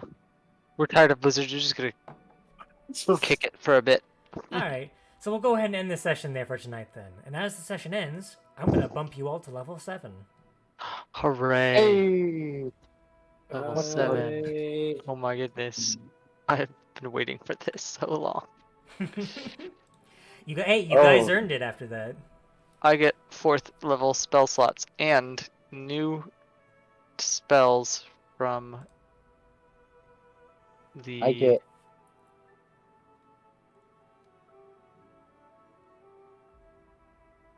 Clerics of get a- West. I get a 3rd second level spell Yeah, buddy. and an ability called Flash of Genius. See that right Oh, there? yeah. That ability is mwah, manna from heaven. Delicious. Actually taking that 8 hours and letting me do the boots makes us have some crazy stuff at our disposal now. Body of water, freeze the water, and 10-foot radius sphere around the spot you touched. That's awesome. Resistance to fire damage. As an action, I can touch myself or another creature. The water creates an icy mantle of protection. The next time that, within the next minute, that target takes bludgeoning, slashing, or piercing damage, the damage is reduced to 0, and the mantle is destroyed. Refreshes on a short rest. Winter's Howl. I have a once per short rest sleet storm. And also, I ignore difficult terrain while walking and can walk on water. So the actual list of effects that these boots give, you can see now why I want to be able to wear boots. Yep. It is- Glorious boots. yeah. So yeah, both of those boots, by the way, have the rune of the Frost Giant carved onto them. They are glowing with a faint blue light. Excellent. Oh, that helmet, by the way, did anyone want to wear that? I have it, but I have not put it on yet. Do you want to? Got it. Do you want? You know what? Fuck it. End of session. What's a bit of cursing among friends? Oh, come on! You have to. I have you have to remove curse attune if to we it need to. get the curse. That's true. You just put it on your head. It is. I don't believe this item requires attunement. Do you know the Helm of Dread from Xanathar's Guide? I do not, but I do. It makes your eyes glow. Yes, but instead of the red effect, it instead makes your eyes glow a bright, brilliant, icy blue. like the best part is that Skunk is wearing like really thick tinted goggles. So now imagine it's just the goggles with this like The goggles these frost over. blue- right? Like it's just the goggles with these like faint blue pinpricks in them. Oh god, you're like Mr. Freeze. Yeah.